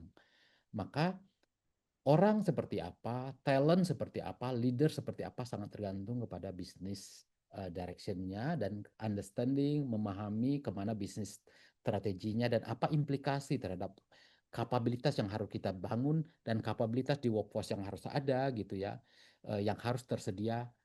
Itulah bagian yang paling penting di dalam bagaimana kita merencanakan workforce planning secara strategik. Tadi kita bicara baru bisnis dengan rencana bisnis seperti itu, kita menentukan demand terhadap workforce-nya, kapabilitasnya butuh seperti apa. Kemudian memahami supply, yaitu internal maupun eksternal, yaitu workforce data kita, bagaimana kita bisa melihat insight, kedalaman terhadap insight terhadap tenaga kerja kita sendiri, bagaimana kita mampu melihat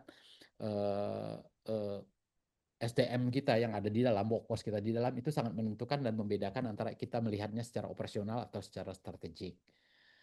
Kemudian melihat supply juga di luar juga penting karena kita melihat kadang-kadang kapabilitas yang kita punya sekarang kan ada gap. Kita juga harus melihat di luar. Nah, gap ini bisa ditutup di luar atau saya harus develop dari dalam gitu. Ini part of strategi yang kita harus paham. Kemudian nanti kita lihat gapnya dan berikutnya hal yang penting tidak hanya berhenti di situ punya strategi, tetapi bagaimana kemudian ketika talent workforce itu kita rencanakan dan kita tahu ini ada kita punya berapa banyak yang kita perlukan, kita harus paham bahwa supaya talent ini punya impact yang baik adalah talent ini harus di-deploy di tempat yang tepat, di tempat yang punya value terhadap bisnis kita. Nah, ini yang kita sebut dengan kadang kita harus melihat workforce kita secara segmented, kemudian mendeploynya secara tepat pada bisnis. Nah, teman-teman sekalian, data teknologi bisa membantu gitu ya, tapi satu sisi eh, untuk upaya untuk men-shifting dari workforce planning tadi dari sifatnya operasional kepada strategik, apalagi berbasis teknologi dengan pengembangan talent intelligence, ini butuh change management juga gitu, bahwa butuh support dari leaders gitu kan, butuh support dari pemahaman dari bisnis unit yang lain nanti karena kita mau mengintegrasikan data, tidak boleh silo, sehingga support ini penting, sehingga punya skenario terhadap change management juga penting. Ini bagian yang biasa kami juga bantu dan ingatkan kepada klien atau kepada tim bahwa kalau kita ingin melakukan transformasi, maka jangan lupa change management juga harus dikelola dengan baik. Saya kira ini sharing teman-teman sekalian. Terakhir, mewakili GNIK, saya ingin mengajak teman-teman juga, tadi kalau kita bicara sedikit mikro pada level kita ya, teman-teman sekalian, saya mengajak teman-teman untuk tidak hanya dengan kapabilitas yang teman-teman punya sekarang, yang saya yakin nanti setelah sesi ini, setelah dibantu oleh juga Data On, mungkin mudah-mudahan jadi lebih strategik kan. Kalau lebih strategik, mestinya punya lebih banyak waktu untuk tidak hanya memikirkan pada level mikro, tapi mikir pada level makro, bahkan berpikir pada level mega. Mari berkontribusi pada pengembangan Indonesia kompeten. Ayo jadi pejuang kompeten Indonesia juga gitu. Sisihkan waktu untuk melihat bagaimana sih knowledge yang kita punya ini juga bisa berimpact dalam melakukan pengembangan SDM Indonesia menuju Indonesia emas gitu. Nah, di GNIK kami melakukan ini dan kami tidak hanya melakukan karena kepengen gitu kan, sifatnya gerakan yang sifatnya hanya dengan semangat. Nah, direction dari yang kita lakukan ini kita punya blueprintnya gitu, bahwa pembangunan Indonesia kompeten menurut kami di GNIK itu dibangun oleh dua pilar utama, yaitu employability atau kesiapan kerja. Yang kedua adalah entrepreneurability, yaitu kemampuan untuk menciptakan lapangan kerja gitu. Nah, kita yang harus memikirkan kan employability tadi. Kita punya begitu banyak potensi bonus demografi, tapi siap kerja enggak gitu. Berarti kan harus bikin kompeten dulu. Nah, ada inisiatif kita nggak melakukan. Teman-teman menyediakan nggak ruangan buat teman-teman kita, pencari kerja kita untuk magang misalnya gitu. Teman-teman menyediakan tempat nggak untuk mempersiapkan future skill, nggak hanya skill pada hari ini gitu. Ayo kita berjuang, baik di tempat masing-masing atau bergabung bersama kita. Kami punya strategic inisiatif untuk melakukan ini yang kita sebut sebagai Future ID. Kenapa Future ID? Karena kami percaya Indonesia ini bisa cerah ke depan kalau tadi yang kita lakukan. Employability, entrepreneurability, kita percaya kita lakukan. Future ID ini merepresentasikan dari area-area di mana kita fokus di dalam membangun Indonesia kompeten 2030. Jadi kami punya blueprint, kami punya strategic inisiatif yang disebut Future ID, dan kami punya teman-teman sekalian para pejuang kompeten. Ayo bergabung bersama GNIK. Silahkan scan di sini, Anda jadi penggiat GNIK. Kita bersama-sama tidak hanya membangun big strategic for our organization only, tapi ayo kita bangun Indonesia untuk Indonesia kompeten ke depan. Terima kasih, saya kembalikan ke Mbak Uma. Mudah-mudahan bermanfaat dan menginspirasi. Terima kasih. Terima kasih, baik luar biasa sekali Pak Dharma atas pemaparannya luar biasa, sangat strategik dan to the point sehingga kami sangat nangkep sekali nih Pak dengan poin-poin yang disampaikan. Terima kasih sekali Pak Dharma Syahputra selaku Eksekutif Director dari GNIK dan Co-Founder and Partner Rakamin atas penjelasan menariknya tentang topik yang diangkat pada kesempatan kita kali ini. Sangat menarik tentunya Bapak Ibu sekalian dan banyak insight baru yang kita dapatkan dari materi yang dipaparkan oleh Pak Dharma. Dan bagi rekan-rekan yang ingin bertanya seputar materi yang disampaikan oleh Pak Dharma, bisa langsung tuliskan pertanyaannya di kolom Q&A dengan format nama Bapak Ibu, lalu perusahaan tempat Bapak Ibu bekerja diiringi dengan pertanyaannya. Agar nantinya setelah sesi berikutnya kita bisa akan masuk ke sesi tanya jawab dan bisa langsung saya sampaikan kepada Pak Dharma. Baik Pak Dharma, silahkan mungkin Bapak bisa beristirahat terlebih dahulu. Kita beralih ke pembicara kita selanjutnya yaitu ada Bapak Erwin Darmawan selaku pre-sales dari DataOn. Silakan Pak Erwin untuk memulai pemaparan materinya.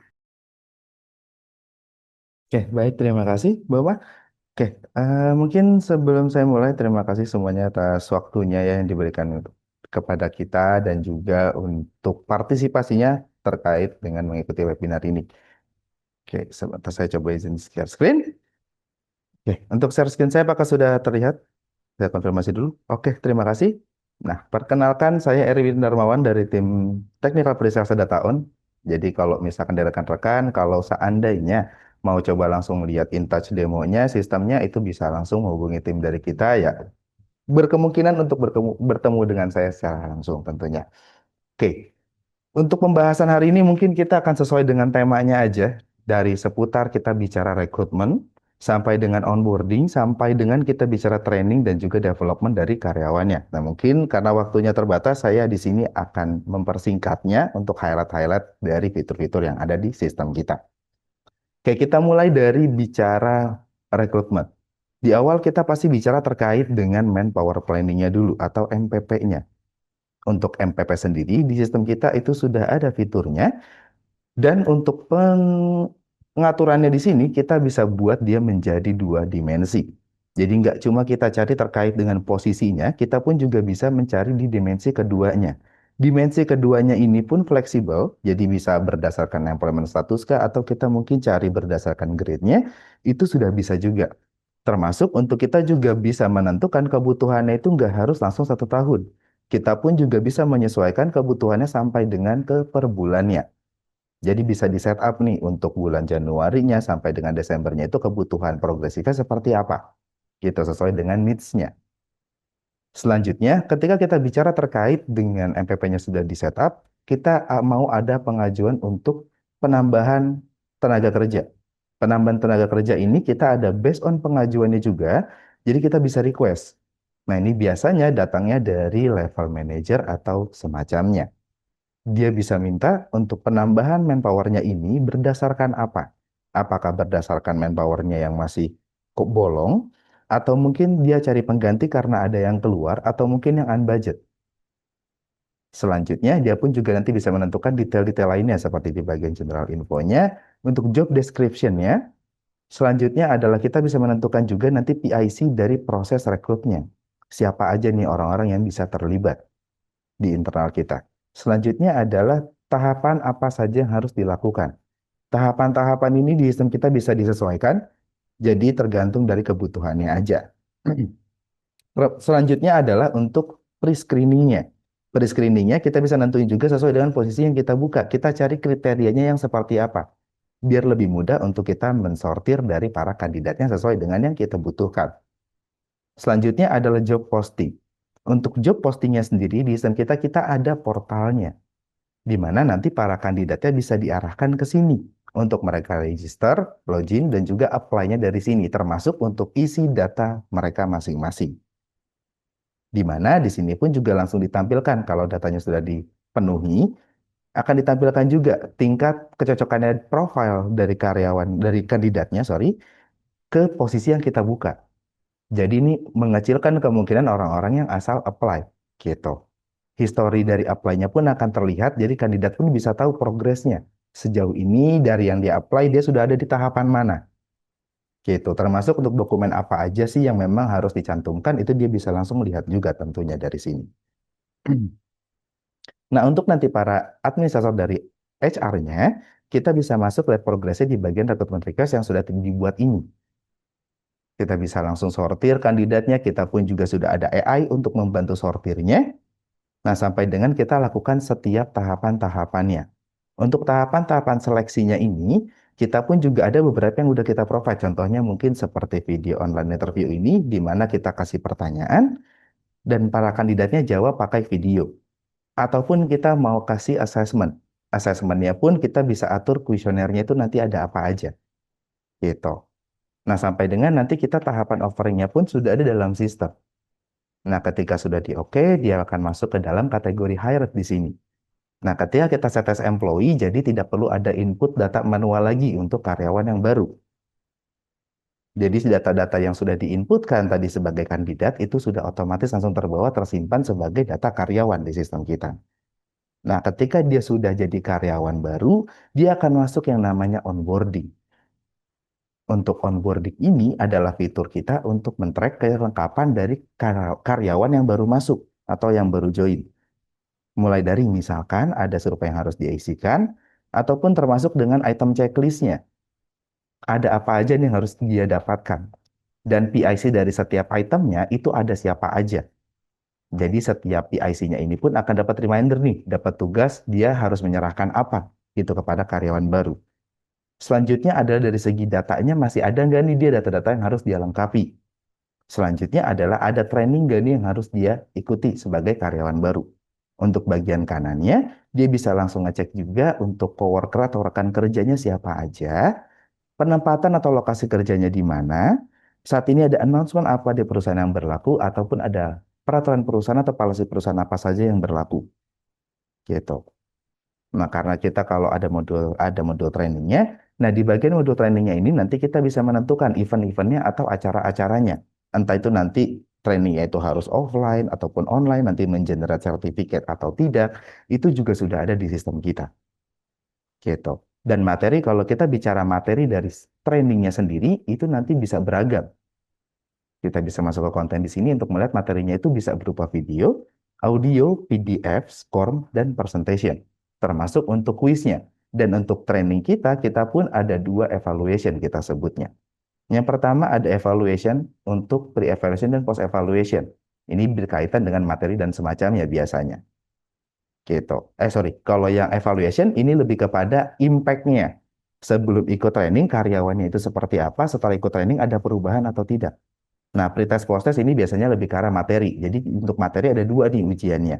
Kita bisa cantumkan di bagian kuis, ataupun nanti kita masukkan di bagian pretest atau post-testnya. Gitu. Nah, selanjutnya, kalau kita bicara karyawan dalam perjalanan karyawan, mungkin operasional bukan cakupan bahasan. Hari ini mungkin saya akan lebih bahas untuk strategiknya. Di sistem kita pun juga sudah ada fitur untuk performance-nya tentunya. Di mana untuk setiap performance-nya ini, kita pun nanti bisa melihat hasil dari pencapaian karyawan, kurangnya ada di mana, di bagian kompetensinya, itu juga sudah ada di sistem kita. Nah, di mana untuk pengukuran performance karyawan, kita bisa atur untuk indikator-indikator apa aja yang memang kita mau gunakan. Sebagai contohnya di sini, kita bisa gunakan ada indikator untuk corporate goal sebagai salah satu komponennya punya bobot hanya 5%. Organization unit goals-nya punya impact 10% dari penilaian. Untuk personal goals-nya ini punya impact 50%. Appraisal-nya 10%.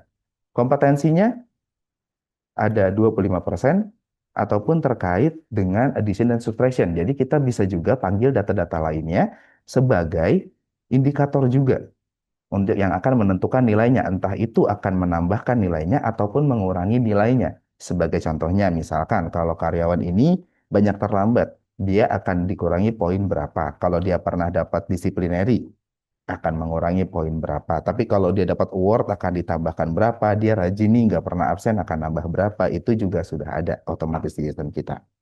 Nah, nantinya kita bisa cek langsung hasilnya di bagian summary ini. Nah, summary ini kita pun juga nanti bisa langsung tahu karena kita sudah support untuk kurva normal juga. Kurva normalnya karyawan ini masuk ke dalam kategori di mana? Apakah dia masuk kategori yang excellent-nya mungkin, ataupun yang above average, atau average, atau yang layer 4 itu improvement. Nah, biasanya kalau kita bicara kurva normal ini, setiap perusahaan juga punya aturannya masing-masing, di mana sistem kita pun juga akan menyesuaikan dengan regulasi setiap perusahaan masing-masing. Termasuk kita pun juga sudah bisa mengenerate terkait dengan box analysis-nya, nine box-nya. Nah, box-nya ini pun nanti bisa disesuaikan sendiri tentunya. Nah, ataupun kalau bicara performance, termasuk untuk indikator apa aja yang akan kita gunakan di sini dan bobot setiap indikatornya. Karena biasanya nggak semua karyawan ini sama cara kita treatment untuk nilainya. Biasanya beda-beda, kita bisa grouping juga. Gitu. Nah, lanjutan dari performance, kita pun juga nanti ada talent atau individual development plan nih. Di mana kita bisa langsung mengetahui nih dari gap kompetensinya karyawan tadi, dari hasil performance-nya, dia itu kurangnya di mana kompetensinya. Nah, untuk menunjang kompetensi tersebut, kita nanti bisa masukkan untuk rekomendasi training apa nih yang bisa digunakan untuk menunjang dari kompetensi yang kurang. Nah, di mana ini akan termapping berdasarkan data di modul trainingnya juga, course training di setiap course trainingnya. Jadi kita bisa menentukan nih course training A ini itu akan berpengaruh atau untuk menunjang kompetensi apa gitu. Selanjutnya kita pun juga ada fitur untuk development plan-nya. Kedepannya kita itu mau ngasih treatment apa nih ke si karyawan tersebut? Apakah nanti mungkin ada coaching atau mungkin ada counseling atau mungkin ada project assignment yang dimana kita bisa atur juga PIC di development-nya ini di setiap metodenya. Jadi si PIC-nya juga akan dapat reminder tentunya kalau dia dapat tugas untuk melakukan apa nih kepada karyawan lainnya. Lalu kita juga bisa menentukan karir path-nya. Ke depannya karyawan ini tuh potensinya tuh kita mau jadiin posisi apa. Nah, kita bisa mapping juga di sini berdasarkan kecocokan dari kompetensinya atau skill-nya. Selanjutnya adalah succession-nya. Kita pun juga bisa untuk mengenerate untuk kalau si karyawan yang sedang saya buka ini, Abdi ini, dia itu kalau dia meninggalkan posisinya, entah itu mutasi, rotasi, atau mungkin dia resign, nah kita bisa cari potensi orang-orang yang bisa menggantikan posisi tersebut. Itu siapa aja di sini. Gitu. Nah, di mana sistem kita nanti akan bisa menentukannya berdasarkan apa kecocokannya, tingkat kecocokan dari mana. Nah, dari indikator-indikator yang ada di sini, kita bisa atur per indikator ini punya bobot, punya impact-nya seberapa besar. Kurang lebih seperti itu.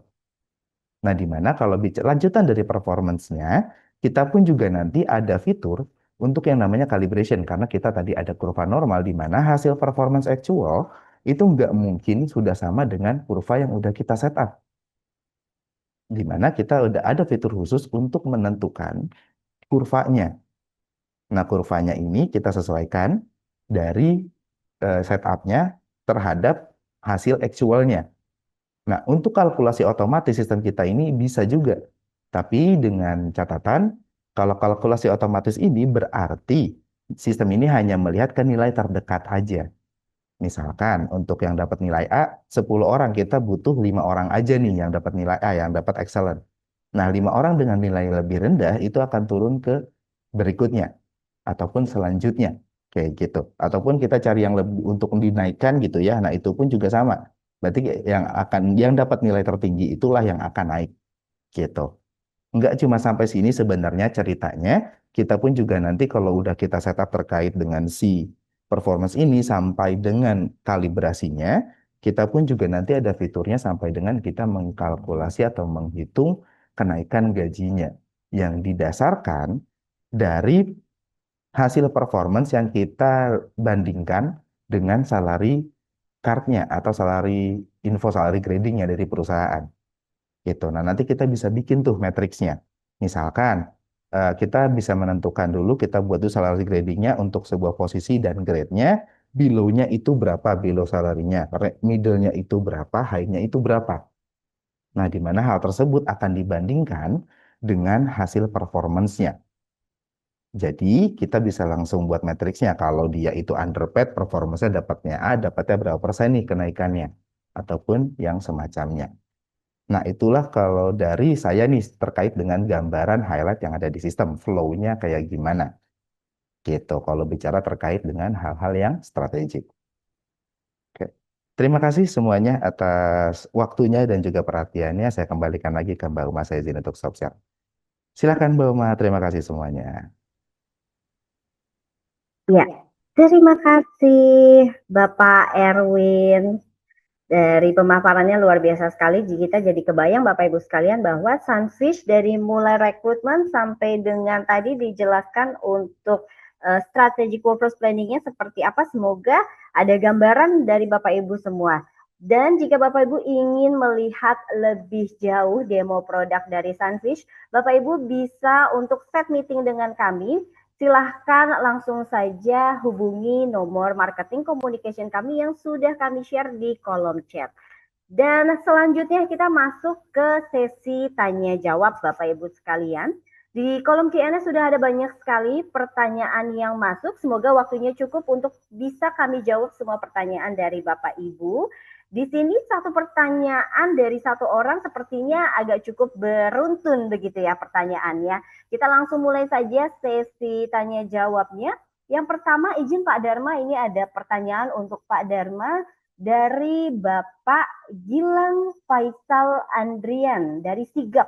Izin bertanya Pak, bagaimana cara kita memastikan bahwa kita sudah siap menempatkan karyawan di posisi yang tepat dan waktu yang tepat? Apakah ada indikator penilaiannya? Silahkan Pak Dharma. Halo, oke. Dari Mas Gilang ya. Oke, good question, makasih. Makasih berarti tadi memperhatiin juga ya. Salah satu yang kritikal tuh yang kadang-kadang kita lupa punya talent bagus nggak di-deploy tempat yang tepat dan punya nilai yang bisa memberikan impact kepada organisasi ya itu bisa membuat perbedaan loh gitu. Nah pertanyaannya bagus tadi. Terus gimana cara naroknya gitu? Nah biasanya yang dilakukan HR itu tiga hal. Nomor satu kita harus menentukan yang disebut dengan critical positions. Critical position artinya posisi-posisi yang memang di critical di company. Nah, biasanya posisi-posisi ini nggak banyak, tetapi pengalaman saya biasanya kita menetapkan 10-12%, mungkin ada yang 15%, tergantung ya industrinya. Tapi kalau udah sampai lebih dari 50%, misalnya nggak critical lagi dong kalau semua posisi punya critical. Ya 10-15%. Ini posisi-posisi yang kalau dilakukan benar ini memang akan ngungkit kinerja perusahaan. Itu sama dengan prinsip Pareto kan 20 bisa mengimpact ke 80. Kadang-kadang kita melihat bahwa di industri kita juga begitu gitu. Nah, tentukan critical positionnya. Gimana menentukan bisa banyak pendekatan seperti scoring gitu ya. Biasanya ada pendekatan posisi ini bisa dekat dengan revenue perusahaan atau bisa membentuk profit atau dengan bisa impact langsung terhadap kinerja perusahaan atau terhadap sales. Posisi ini adalah posisi yang memang skill setnya unik dan susah diisi. Posisi ini misalnya posisi-posisi yang terkait dengan area atau bisnis tertentu yang memang kritikal juga buat perusahaan gitu. Nah, ini semua dibobot, nanti tetapkan dan diskusi dengan eksekutif perusahaannya, dan biasanya tiap tahun kan dalam talent management pasti kita juga harus melakukan ini gitu. Kalau enggak, cycle talent managementnya pasti ada yang kurang tuh gitu. Kalau belum menentukan critical position. Nah, di sisi yang lain, talent gimana? Nah, talent management kan kita menetapkan segmentasi talent. Artinya talent kita segmented gitu ya, mana yang high potensial, mana yang high performer gitu. Kita tentukan top talent kita. Eh, Biasanya pengalaman saya sih sekitar 20% lah gitu maksimal gitu ya. eh, Jumlah top talent kita. Nah, 20% ini menempatkan yang tadi 10-15% key position. Itu yang dilakukan gitu. Kita memastikan di situ dan memastikan bahwa orang-orang ini menempatkan posisi yang kita anggap talent, menempatkan posisi-posisi yang memang kritikal bagi perusahaan. Harapannya bisa memberikan impact. Nah, ngukurnya udah berhasil belum gitu kan? Nomor satu pastiin orangnya memang tertempatkan dulu. Ukuran paling pertama kan itu gitu. Kadang-kadang ini aja kita miss. Kemudian kalau ini sudah jalan, nah baru kita lihat impact bisnisnya. Apakah dia dengan ditempatkan di sana produktivitas lebih meningkat, cost lebih efisien gitu. Umumnya dilihat lebih banyak di faktor produktivitas. Nah, bisa dikomparekan dengan industrinya. Apakah kita jadi leading terhadap industri atau lagging atau behind dibanding industrinya gitu. Cara ngukurnya begitu. Jadi jawabannya singkat, nomor satu tentukan critical positionnya 10 sampai 12% atau 15% lah ya. Tentukan top talentnya 20% biasanya gitu. Kemudian pastikan mereka menempatkan tempat yang tepat di tadi top talent menempatkan critical position. Kemudian ukur impact-nya setelah beberapa lama gitu. Gitu. Mudah-mudahan menjawab ya. Ya, baik. Terima kasih Pak Dharma. Kita berlanjut ke pertanyaan berikutnya, Pak. Ini sebetulnya hampir mirip-mirip, cuman sepertinya agak lebih spesifik. Dari Susilo Raharjo dari Arnold's Indonesia. Lebih ke di era digital, Pak, dan juga AI ya. Saat ini, seperti sekarang ini, pendekatan apa sih yang sebetulnya paling sesuai untuk melakukan workforce planning dan hal atau aspek apa saja yang menjadi sangat kritikal dalam prosesnya? Silakan Pak Dharma. Baik, makasih. Ya, nomor satu, kalau mau work for mumpung kita berada di industri yang teknologinya memungkinkan, ya itu tadi yang terakhir tadi saya bilang, jadi kita bangun workforce planning yang memanfaatkan teknologi itu, yaitu bisa bangun talent intelligence, itu lebih smart dan lebih powerful buat perusahaan gitu. Nah, cuma faktornya, apa sih faktor yang paling kritikal di dalam prosesnya? Tadi saya ceritain kan, nomor satu, inline-kan dengan apa yang menjadi aspirasi bisnis dulu deh gitu. Start with the business question. Karena kalau enggak kita bikin teknologi yang gede, biaya cost besar, tapi enggak menjawab persoalan intinya apa gitu. Persoalan kita apa tadi. Nah, kemudian yang kedua biasanya itu problemnya adalah di data. Jadi ketersediaan data atau datanya ada tapi silo, datanya ada di masing-masing bisnis unit yang lain sehingga ini nggak bisa create insight kalau datanya ada di tempat-tempat lain gitu kan. Contoh, data talent ada di teman talent, data learning ada di teman learning. Bagaimana kita memastikan punya insight bahwa talent kita sudah mendapatkan learning yang memang tepat untuk memastikan dia sudah untuk advancement kemajuan karirnya gitu, contohnya seperti itu. Nah, itu hal-hal yang kritikal sih gitu. So, jawabannya kalau saya summary, bangun talent intelligence, pastikan ini Anda ngerti betul bahwa yang dibutuhkan, bahwa sistem ini bisa menjawab kebutuhan yang paling kritikal di workforce strategi Anda. Kemudian pastikan datanya dikelola dengan baik dan tersedia dengan baik. Baru kita bisa create itu dengan baik. Terima kasih. Siap, terima kasih Pak Dharma. Semoga menjawab ya Bapak Ibu sekalian pertanyaan yang disampaikan dan juga jawaban yang disampaikan oleh Pak Dharma. Kita lanjut Pak Dharma, ini luar biasa sekali kalau Bapak bisa lihat juga di kolom Q&A sudah banyak sekali ya Pak pertanyaan yang masuk dan satu orang ini bukan hanya nanya satu pertanyaan saja tapi ada beberapa. Salah satunya dari Revan Dita Dini Cahjono nih Pak dari PT Advanced Indonesia. Ada dua pertanyaan Pak Dharma. Yang pertama, apa tantangan terbesar dalam mengimplementasikan SWP ini di perusahaan multinasional? Yang kedua, pertanyaannya bagaimana memastikan SWP selaras dengan regulasi ketenagakerjaan dan kebijakan internal? Silahkan Pak Dharma. Baik, makasih dua pertanyaan yang bagus. Nah, kalau di perusahaan multinasional kan challenge-nya pasti kalau kita kembalikan tadi kan ke framework-nya itu understanding the demand gitu. Nah, biasanya problemnya adalah kalau di banyak negara, kalau bisnis portofolionya juga macam-macam, pasti lebih complicated. Eh, tapi itu kan bisa terjadi di dalam negeri juga kalau portofolionya beda-beda. Nah, ini variabel yang paling mungkin berpengaruh itu waktu di supply tenaga kerjanya karena masing-masing negara kan punya competitiveness yang berbeda, ketersediaan supply berbeda. Berarti Anda harus lebih kerja keras lagi, nggak cuma cukup harus ngerti tentang Indonesia, harus ngerti tentang India, harus ngerti tentang supply market di Filipina, di Singapura gitu. Jadi tentu quite challenging dan masing-masing variabel ini kan berbeda di masing-masing tempat gitu. Belum lagi dari kebijakan-kebijakan tenaga kerjanya gitu. Ya kompleksitasnya lebih ke karena kita berada di banyak tempat yang punya regulasi dan profil tenaga kerja yang tentu juga berbeda. Menurut saya tantangan mungkin lebih besarnya di situ. Kemudian tadi terkait dengan bagaimana kaitannya dengan regulasi tenaga kerjaan. Mungkin saya jawabnya di dalam cycles, kita mulai dari planning dulu.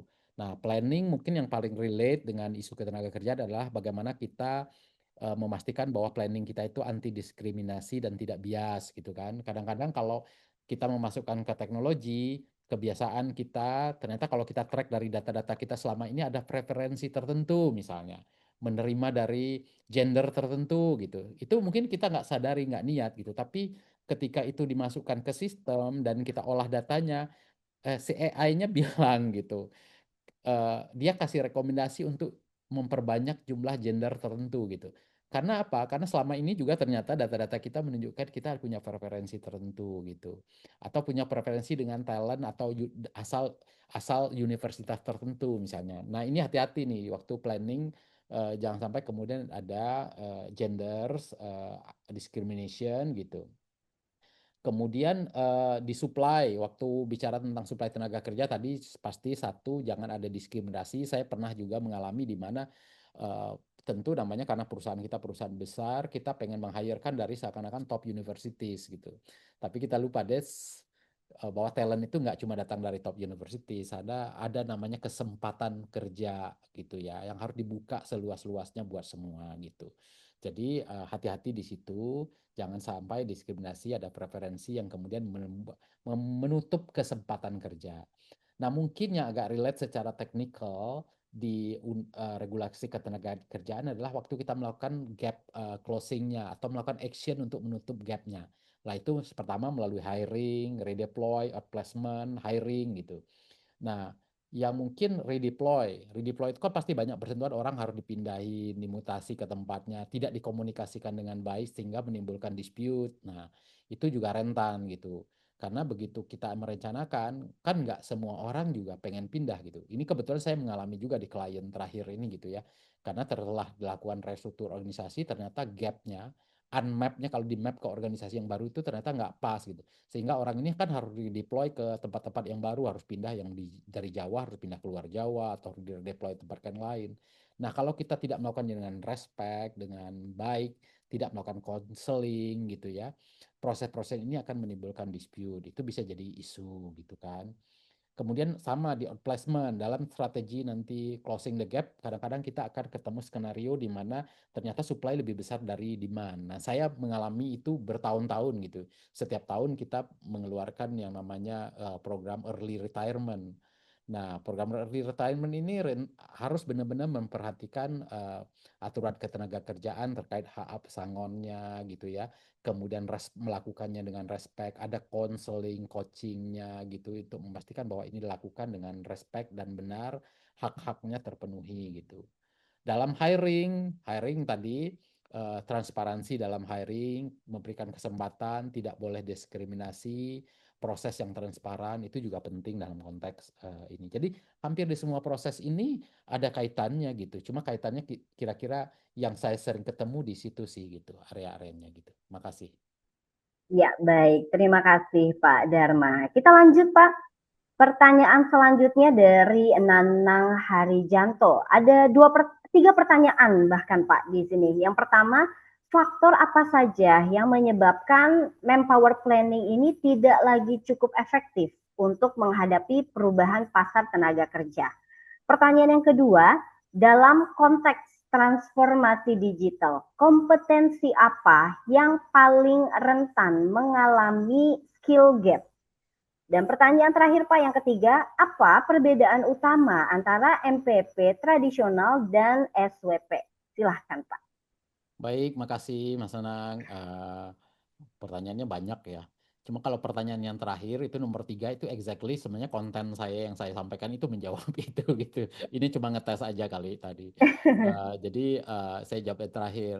Tadi udah saya ceritain semua bagaimana sih bedanya MPP tradisional dengan strategik gitu. Bahkan sampai ke dynamic gitu. Jadi nggak usah dijawab lagi.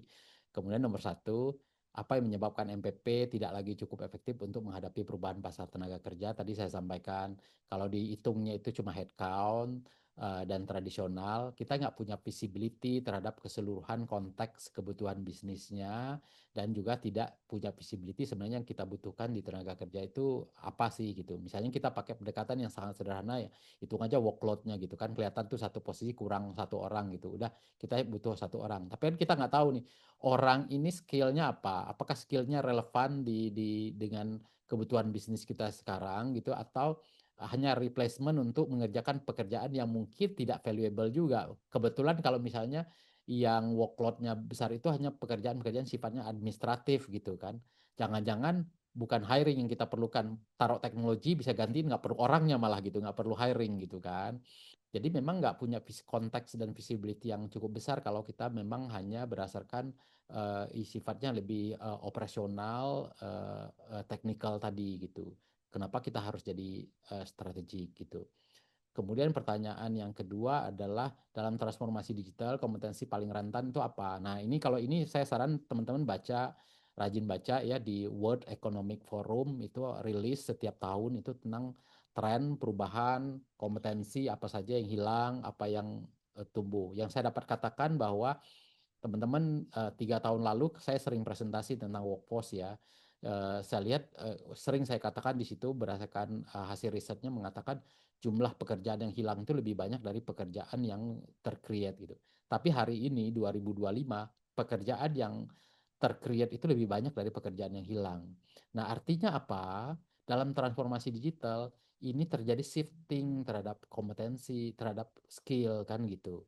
Nah, skill-skillnya apa itu bisa dibaca. Nanti ketemu kan kayak skill-skill yang terkait dengan AI, skill-skill yang terkait itu hard skillnya gitu, terkait dengan data science gitu. Tapi yang saya pengen underline buat teman-teman di HR, jangan melihat hanya di hard skill saja, lihat di soft skillnya. Nah, beberapa hal yang penting juga seperti skill-skill kompetensi seperti problem solving, data analytics, communication itu juga beberapa kompetensi yang juga penting gitu untuk dilihat. Nah kadang-kadang kan masalahnya di perencanaan tenaga kerja kita nggak urusan melihat yang sampai sedetail begitu kan, kita cuma lihat hard kompetensinya doang gitu. Padahal sebenarnya gapnya ada di sana gitu untuk menjawab tantangan bisnis kita yang makin kompleks. Nah bayangkan kalau kita melihatnya hanya dari headcount atau dari demografi saja, headcount-nya jumlahnya sekian, orang HR ada sekian, orang legal ada sekian, tapi dia nggak menjawab sesungguhnya kebutuhan, misalnya orang IT ada sekian, tapi IT-nya yang mana? Apakah IT ini punya problem skill yang bagus, punya analytical skill yang baik, punya communication skill yang baik? Anda nggak punya visibility terhadap your current supply kan gitu dengan baik, sehingga bagaimana kita bisa lebih strategik dan bisa memberikan impact yang baik kepada bisnis. Nah, problemnya itu biasanya gapnya seperti itu. Nah, bayangkan kalau ada di teknologi, seluruh skill karyawan termasuk hasil asesmennya yang menunjukkan soft skillnya bisa masuk di situ, sehingga analitik dan rekomendasinya sudah bisa sampai menunjukkan gap-gap di area-area di skill yang lebih detail seperti ini. Itu kenapa jadi strategik, apalagi kalau pakai teknologi itu jadi lebih menarik gitu. Ya, baik. Terima kasih Pak Dharma. Ini sebetulnya waktu untuk Q&A kita cukup sangat singkat Pak Dharma, namun pertanyaan yang masuk ini luar biasa banyak dan rekan-rekan sepertinya sangat excited sekali dengan tema kita pada siang hari ini. Namun mohon maaf Bapak Ibu, sepertinya kita tidak bisa begitu menjawab banyak karena ada beberapa pertanyaan ini mungkin mereka terlalu nyaman nih Pak. Jadi ada beberapa yang lebih ke study case, jadinya jatuhnya curhat nih Pak sebenarnya. Tapi Bapak Ibu, nanti kita akan rangkum semua pertanyaannya, mungkin nanti bisa menyusul dengan Pak Dharma dibantu jawab ya Pak, nanti kita akan summarize semua pertanyaannya. Saya beralih dulu ke pembicara kita yang selanjutnya yaitu Pak Erwin. Ini ada beberapa pertanyaan untuk Pak Erwin. Yang pertama Pak Erwin izin untuk dibantu jawab. Apakah di Sunfish ini bisa melakukan mapping karyawan? Sebetulnya tadi sudah sempat di show ya Pak Erwin, tapi mungkin nanti bisa dijelaskan lagi lebih detail. Seperti contohnya karyawan A saat ini ada di posisi HR staff. Karyawan A ini memiliki target dalam 5 tahun akan menjadi HR supervisor nih Pak atau manager. Apakah di Sunfish bisa memberikan suggestion? Apakah itu berbentuk training dan lain-lain? Apa saja yang diperlukan oleh karyawan A ini untuk bisa mencapai posisi tersebut? Silakan Pak Erwin. Oke, baik. Terima kasih, Uma. Nah, kalau kita bicara terkait dengan kita mau menentukan jenjang karirnya dari seorang karyawan atau sebuah posisi di perusahaan. Di sistem kita ada namanya karir path-nya.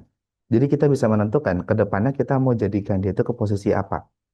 Nah, di mana di dalam karir path itu kita bisa menentukan skill match-nya.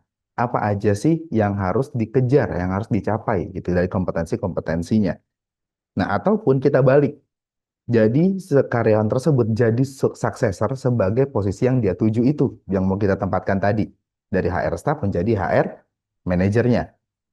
Nah, si HR staff ini dia jadi bisa jadi successor dari si HR manager itu. Di mana di situ juga akan langsung kelihatan ada gap analisisnya, ada di mana aja gapnya, termasuk untuk dari segi skill dan kompetensinya. Nah, itu lanjutannya lagi adalah nanti setiap kompetensi kan ada modul training tuh di kita. Di modul training itu kita bisa menentukan training ini untuk menunjang kompetensi apa. Jadi berdasarkan gap kompetensinya tadi, kita bisa masukkan rekomendasi training apa aja nih yang harus dia lakukan untuk menunjang kompetensi-kompetensi yang masih kurang. Gitu. Jadi secara garis besar hal tersebut itu sebenarnya sudah ada di dalam sistem kita. Terima kasih. Iya, baik. Terima kasih Pak Erwin untuk jawabannya. Semoga membantu Bapak Ibu sekalian atas pertanyaan-pertanyaan yang sudah dilontarkan. Mohon maaf sekali lagi saya sampaikan bahwa seluruh pertanyaan tidak bisa kami jawab satu persatu mengingat waktu yang cukup terbatas. Tapi jangan khawatir Bapak Ibu sekalian, kita akan compile pertanyaan-pertanyaan ini dan akan kita rangkum agar menjawab secara keseluruhan seperti itu. Dan sebelum kita memasuki sesi berikutnya, Bapak Ibu sekalian, Pak Dharma dan Pak Erwin mohon izin untuk bisa on cam terlebih dahulu sebelum kita masuk ke sesi berikutnya. Kita mau foto bersama terlebih dahulu, Pak, untuk mengabadikan momen webinar hari ini. Izin kita foto terlebih dahulu ya Pak ya. Operator mohon dibantu untuk fotonya. Kita mulai dari 1, 2, 3. Oke. Sekali lagi, Bapak, ditunggu sebentar. Baik, kita mulai 1, 2, 3. Baik, salam Indonesia kompeten ya Pak Dharma. Iya, salam kompeten. Tadi ada yang nanya, Pak itu nggak bisa link ke membership-nya. Aduh, mohon maaf itu kayaknya yang lama ya lupa saya ganti. Tapi please visit gnik.id. Itu udah ada webnya di situ, udah ada bisa langsung daftar di situ. Iya, baik. Jangan khawatir juga Bapak Ibu, Bapak mungkin nanti dengan Pak Dharma materinya nanti bisa di-update. Materinya akan saya share kepada peserta yang mengisi feedback form. Jadi teman-teman tadi yang tidak bisa scan barcode yang Pak Dharma tampilkan, bisa scan lagi karena materinya akan kami berikan juga setelah acara ini. Seperti itu.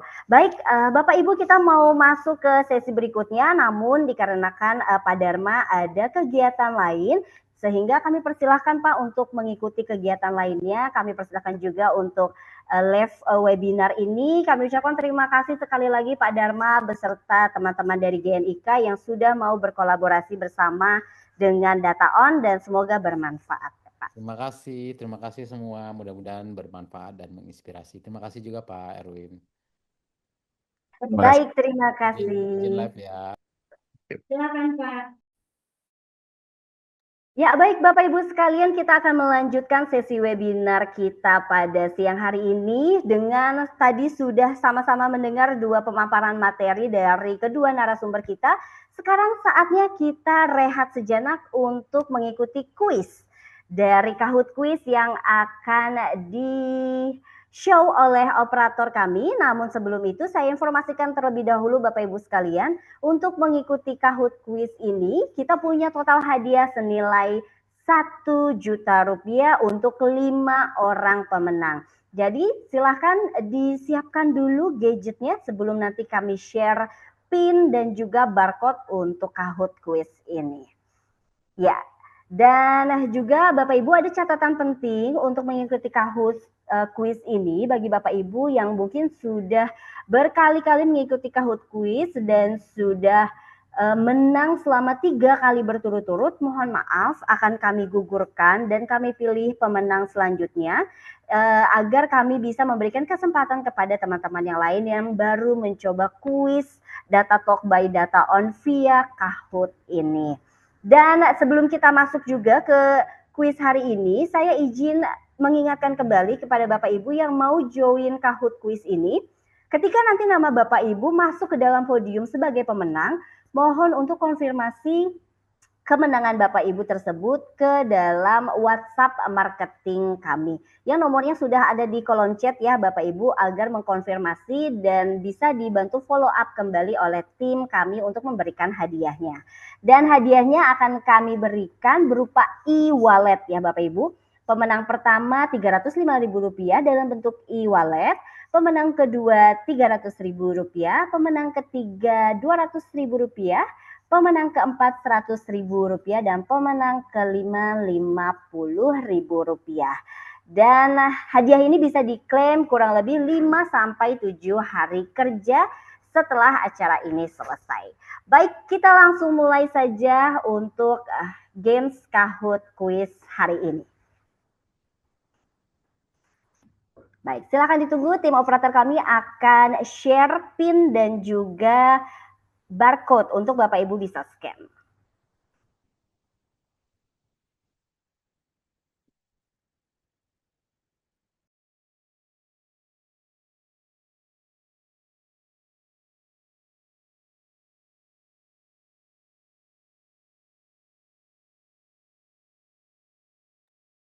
Ya, silakan Bapak Ibu.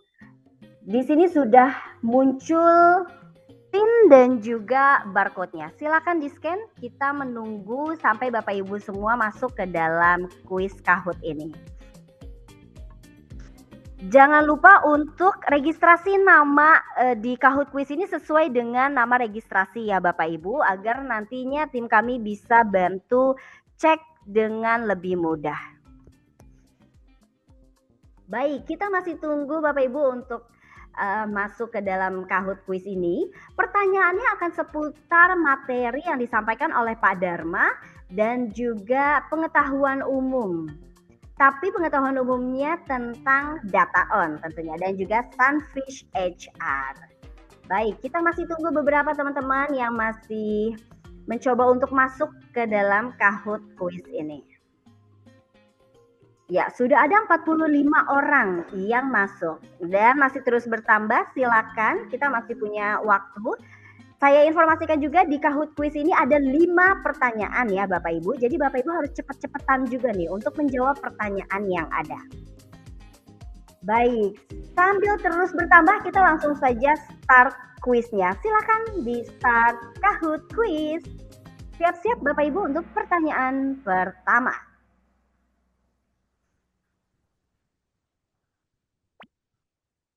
Ya, siap-siap. Pertanyaan pertama adalah, apa fokus utama dari SWP? Silakan mengisi posisi kosong dengan cepat, mengurangi biaya operasional HR, menyusun strategi jangka panjang untuk kebutuhan talent, atau mengelola absensi harian. Wow, pertanyaannya sungguh sangat mudah Bapak Ibu ya, sudah ada 54 yang bertanya. Dan kita lihat, ya, yang benar adalah menyusun strategi jangka panjang untuk kebutuhan talent. Oke, boleh di next kita lihat podium sementara. Siapakah yang paling utama? Baik, inilah dia scoreboard sementara. Masih ada 4 pertanyaan berikutnya, silakan dilanjut. Pertanyaan kedua, mana di bawah ini yang merupakan komponen kunci dari SWP? Ya, pemetaan kompetensi dan analisis gap talent, mengadakan kegiatan team building, menangani keluhan karyawan atau menebak kebutuhan headcount di masa depan. Wow, teman-teman pasti sudah sangat mudah sekali ya.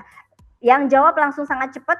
Ya, kita lihat jawaban yang benar adalah pemetaan kompetensi dan analisis gap talent. Kita lihat scoreboard sementara untuk pertanyaan yang sudah muncul di 2 pertanyaan ini. Oke, posisinya berubah sekarang. Oke, kita lihat ke pertanyaan berikutnya yang ketiga. Silakan. True or false ya Bapak Ibu, SWP membantu organisasi mempersiapkan kebutuhan talent berdasarkan strategi bisnis jangka panjang. Benar atau salah?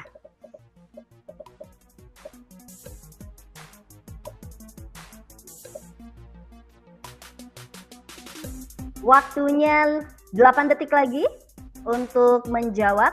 Silahkan cepet-cepetan ya Bapak Ibu ya.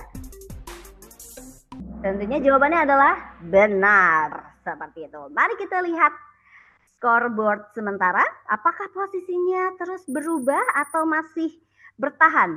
Masih bertahan atas nama Raji Faiz Rob. Silahkan kita lanjutkan pertanyaan berikutnya. Ayo Bapak Ibu, semangat untuk menjawab lebih cepat. Ini pilihannya ABCD nih. Fitur baru Sunfish yang memungkinkan pengguna menandatangani dokumen secara digital. Namanya apa fiturnya? Sunfish Port, AI Hub, Document Sharing, atau e-signature. Silahkan. Ini adalah fitur terbaru Sunfish Bapak Ibu.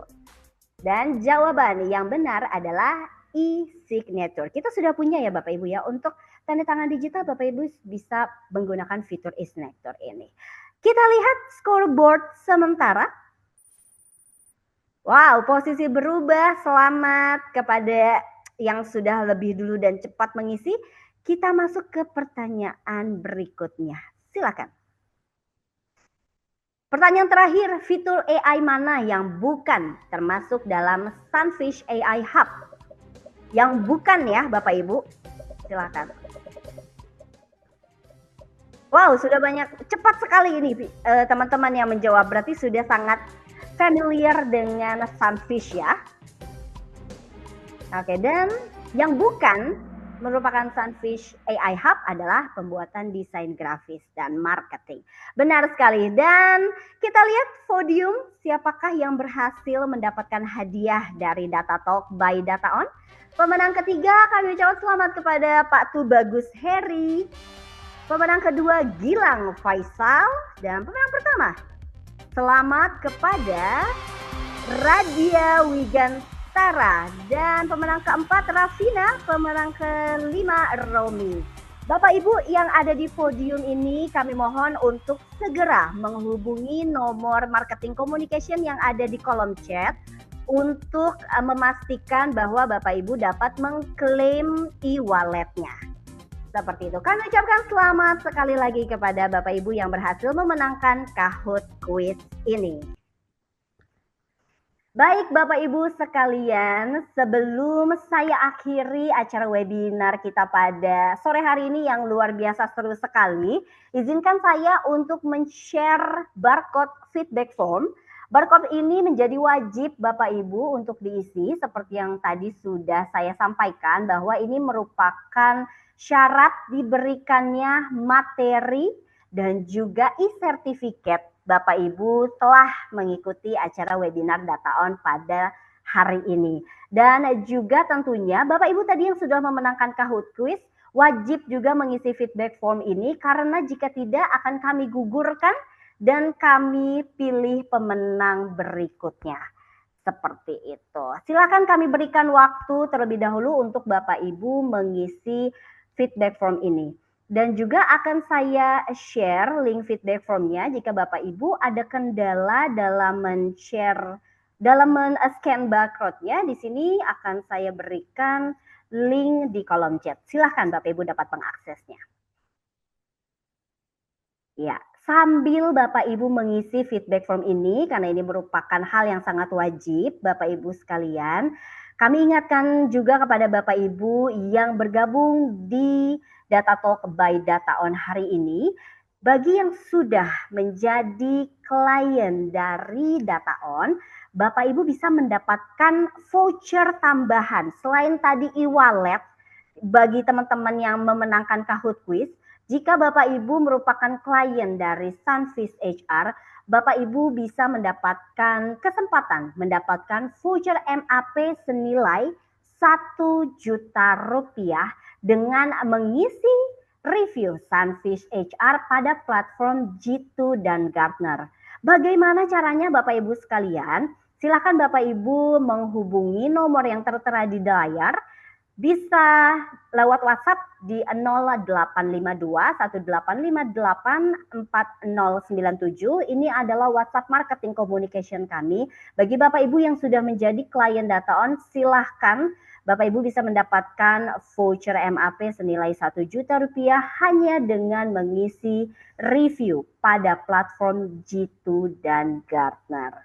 Nanti setelah Bapak Ibu chat nomor tim marketing communication kami, tim kami akan bantu mengarahkan bagaimana cara mengisi review tersebut di kedua platform ini. Dan Bapak Ibu sekalian, kami ucapkan terima kasih sekali kepada Bapak Ibu atas partisipasinya di acara Data Talk by DataOn kali ini. Dan terima kasih juga sudah meluangkan waktunya di sela-sela hari Jumat ini sambil mengikuti pekerjaan, sambil menyelesaikan pekerjaannya, sambil juga mengikuti webinar Data Talk by DataOn. Kami ucapkan terima kasih sekali lagi, dan tentunya kita ucapkan dan berikan apresiasi yang luar biasa kepada kedua pembicara kita. Tadi sudah ada Pak Dharma Syaputra selaku Executive Director dari GNIK dan co-founder and partner Rakamin, yang sudah memberikan insight luar biasa ya Bapak Ibu kepada kita semua. Juga masih bergabung bersama kita Bapak Erwin Darmawan selaku pre-sales DataOn yang sudah memberikan insight luar biasa juga. Terima kasih. Dengan senang hati, Mbak. Baik, luar biasa sekali Bapak Ibu sekalian, dan bagi Bapak Ibu juga yang ingin menanyakan lebih lanjut nih mengenai Sunfish HR itu seperti apa, atau modul-modul yang lain yang ada di Sunfish HR itu seperti apa, silakan Bapak Ibu menghubungi tim sales masing-masing jika Bapak Ibu sudah mengetahui teman-teman sales dari DataOn, atau juga bisa mengunjungi website DataOn yaitu di www.dataon.com.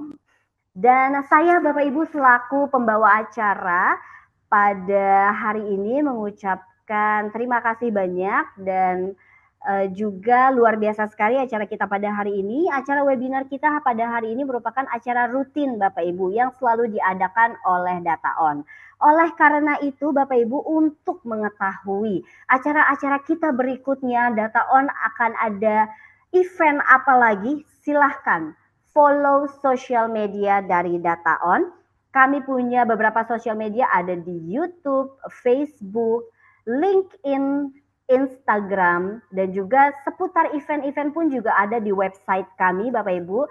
Silahkan agar tidak ketinggalan event-event seru kami, visit our website di www.dataon.com dan juga Twitter kami DataOn Corp. Seperti itu.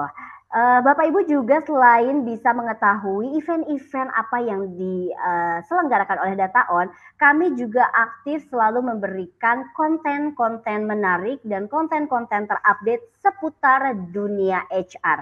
Jangan sampai Bapak Ibu ketinggalan dan selalu growth bersama DataOn Sunfish HR. Oleh karena itu Bapak Ibu sekalian, saya Hairu Umah pamit undur diri selaku moderator pada acara webinar Data Talk by DataOn kali ini. Saya ucapkan terima kasih sekali lagi, semoga Bapak Ibu enjoy our event. Selamat sore dan sampai jumpa di Data Talk berikutnya.